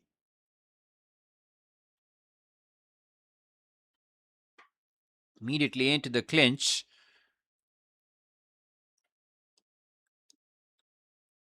Justin Gaethje with a knee to the body, trying to attack Topuria's gas tank for a change. From Ilia Topuria's point of view, his game plan remains the same. The tactic has to go, keep attacking the body, get that arms to drop, and when the hands drop, load up for that big left-right combo. Justin Gaethje continues to be unorthodox, still managing to find his spots, still lighting up Topuria. Hasn't been as straightforward for Ilia. Oh, good outside leg kick, but Topuria responds with a right over the top. Trying to attack those calves is Justin Gaethje. Oh, good level change there, and then he cracks him with a nice right over the top. Then a stiff left. Topuria taking some damage here. Another left. This is a good comeback round by the American. Ilia Topuria would have put in a lot of effort. Another good left there by Gaethje. This is a good comeback round by the American. Fantastic stuff. It's Topuria who's just retreating and then loads up with the right. Topuria almost trying to play counterattack. Almost inviting him forward to hit him with something devastating. Nice left again by Gaethje. If you leave the door open for him, he will sneak those punches through. Here's Topuria again, now looking again. He gets cracked with the left. Gaethje keeps making contact. Oh, the 1-2 is brilliant. He has rocked Topuria. Justin Gaethje, and now he's got him in the choke here. He's got him in the dust by the looks of it. He's not got it tight though. Topuria immediately slips his head out. He's taken a lot of damage there. He's been very much busted open. And now a bit of ground and pound by Justin Gaethje. Ilia Topuria, he is leaking now. Great combination there from Justin Gaethje. Oh, Topuria looks ripped open there. And now it's an even fight. Ilia Topuria dominated round number 2. Justin Gaethje in round number 3 has shown incredible fortitude. He goes up top with the head kick. Topuria blocks.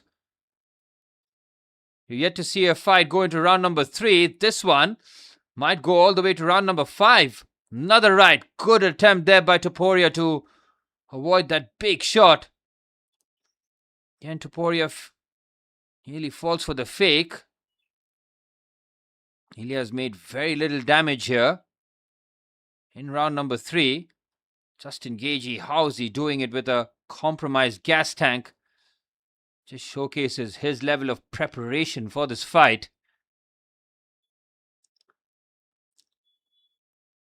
Gaethje tries to go up top with the hook, and the combination lands again. Went with the uppercut. Topuria did eat that, but good chin there from the Georgian. Oh, Gaethje unleashes another right.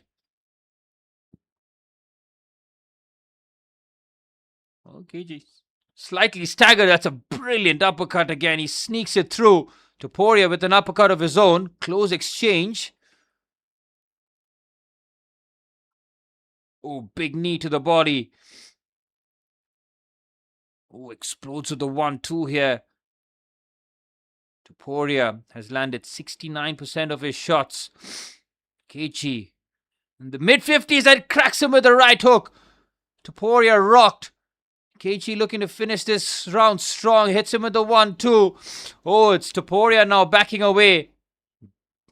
Both eyes have been compromised. Justin Gaethje, round number 3, is putting on an absolute masterpiece. A big knee to the chin there. Topuria rocked. Now back in the clinch. Topuria with a knee to the body. Justin Gaethje responds with a knee to the body himself. 15 seconds remain in round number 3.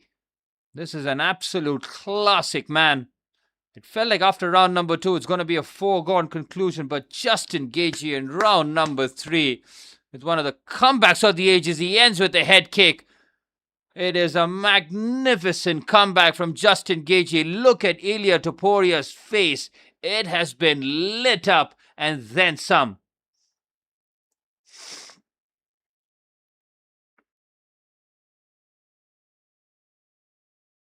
Well, we're heading into the championship round territory. Ilia Topuria needs some cosmetic work done because he has been busted open by a methodical Justin Gaethje performance.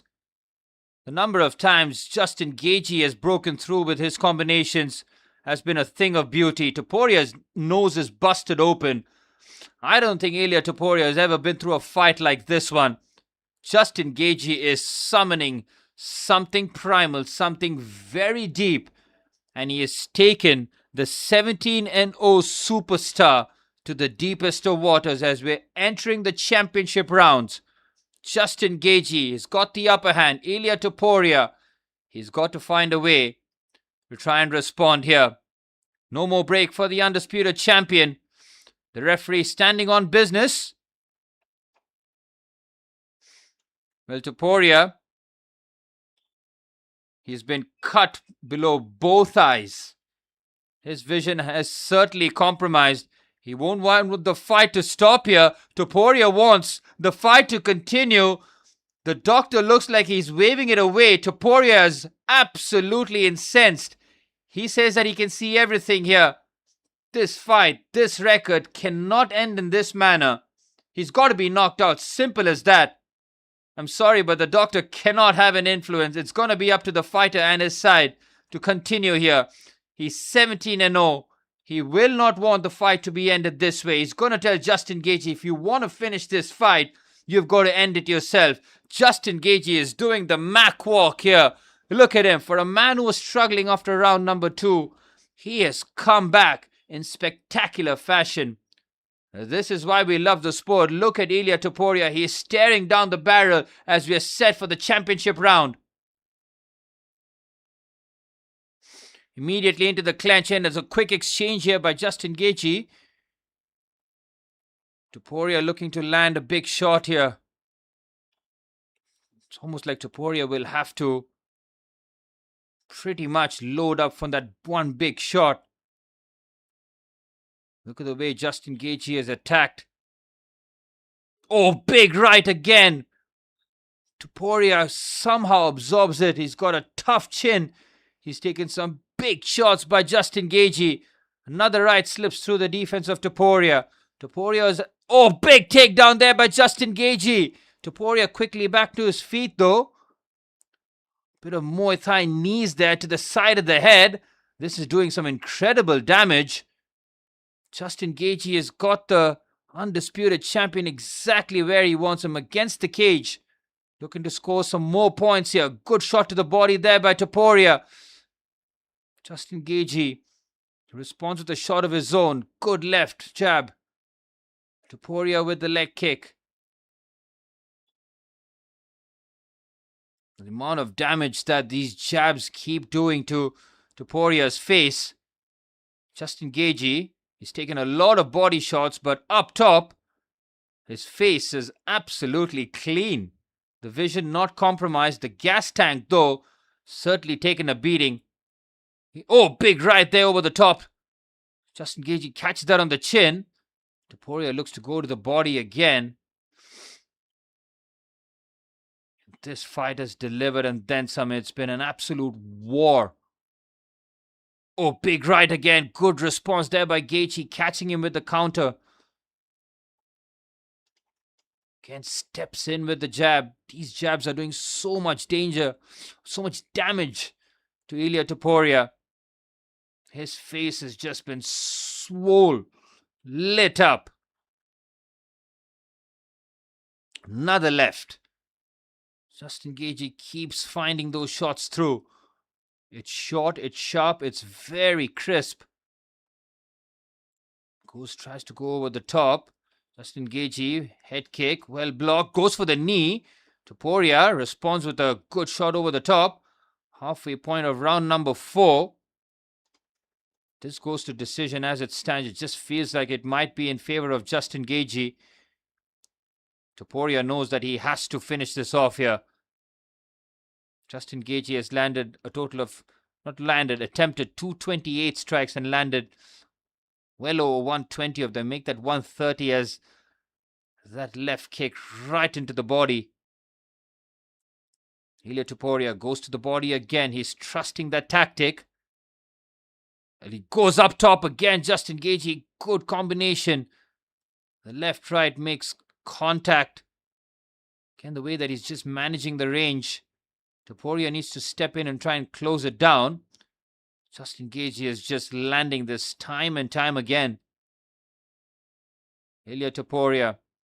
Again, if you have lost that punching power, what else do you have left in the tank heading into round number 5? Because Justin Gaethje will feel that the way that the last 2 rounds have gone, that's a good attempt to take down there by Topuria. Can he do some damage with some ground and pound here? Justin Gaethje is, as we mentioned before, running on empty. Topuria tried the submission attempt in the second round. Didn't pay any dividends, but now with a nasty ground elbow there for Justin Gaethje, trying to inflict some damage himself. Topuria has been cut open. Justin Gaethje has now been flattened out. Not really brilliant by Justin Gaethje, the way he just slipped out of there. Veteran instinct taking over. 45 seconds remained of round number 5. This has been a classic. This has been brilliant. Justin Gaethje making contact with the left, right, and the kick. Has a quick look at the time. He knows he's got a big half a minute remaining. Topuria's got nothing left. He tried the takedown, and Justin Gaethje pretty much hands down defended that takedown. That is an ominous sign for Ilia Topuria, because his ground game is done. Look at him. He's done out there. Justin Gaethje lands a big knee to the body. 8 seconds remain. Can land another knee. He does, again to the side of the body. That's done a lot of damage to Ilia Topuria. Topuria covers up, and that completes round number 4. Well, Ilia Topuria took round 2. Since then, Justin Gaethje in round number 3 and 4 has put on a masterclass, and the undisputed lightweight champion is seeing his record come under real jeopardy now. 17-0 before the fight, and it's been called off. It's Justin Gaethje. Can you believe it? He delivers in the main event. Ilia Topuria beaten for the first time, and it's the veteran American in front of his home crowd, in front of the president, getting the job done. TKO via a referee stoppage in round number 4. Congratulations to Justin Gaethje. What a performance from the highlight. 3 wins on the trot, and Ilia Topuria suffers his first ever defeat in professional MMA. Absolutely incredible. Well, considering how the first 2 rounds went, Justin Gaethje in round number 3 and 4 put on the most spectacular performance. His gas tank was challenged. His body was attacked. He's got a proper cauliflower ear on his left. He took some heavy shots of Ilia Topuria, but he comes out unscathed. The toughest SOB, BMF, is Justin Gaethje, and he gets it done after 4 rounds. This is one of the most incredible fights. Justin Gaethje is being part of UFC history here. That loss to Tony Ferguson, well, Max Holloway rather, where he was TKO'd right in front, right in the middle of the ring, or the octagon rather.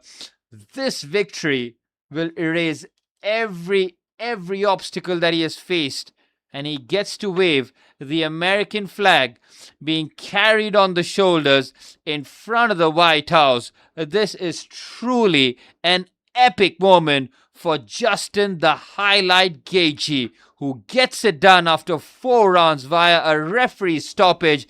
Ilia Topuria beaten for the first time in the UFC, and he's been beaten quite convincingly. Congratulations to Justin Gaethje.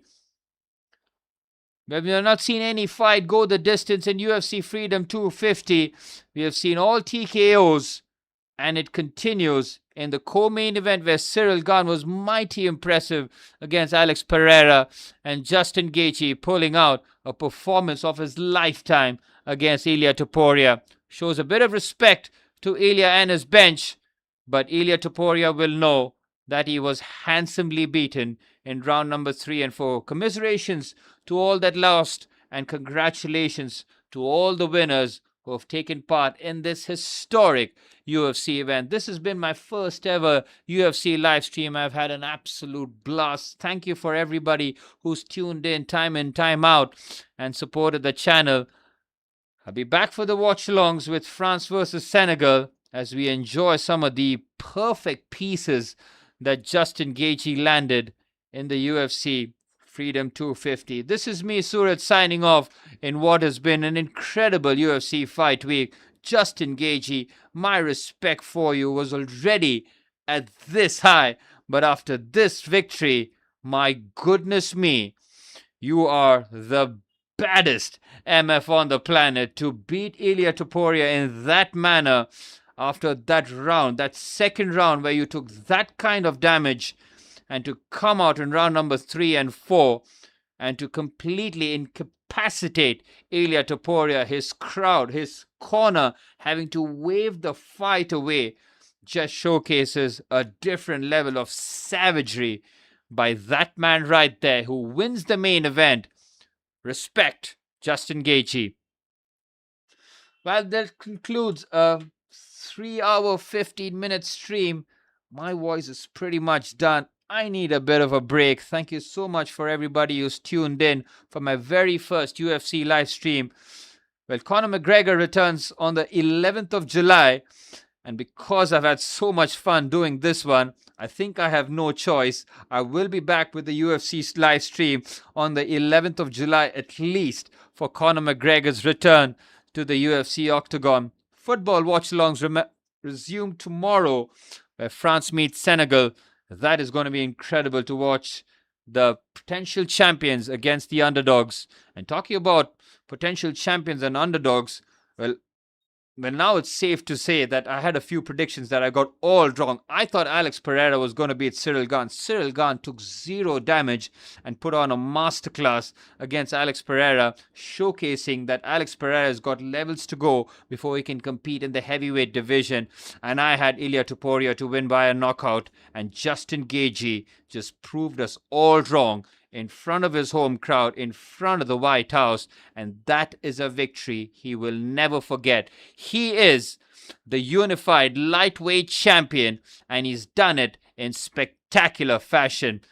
2 belts for Justin Gaethje. It's a night he will never forget.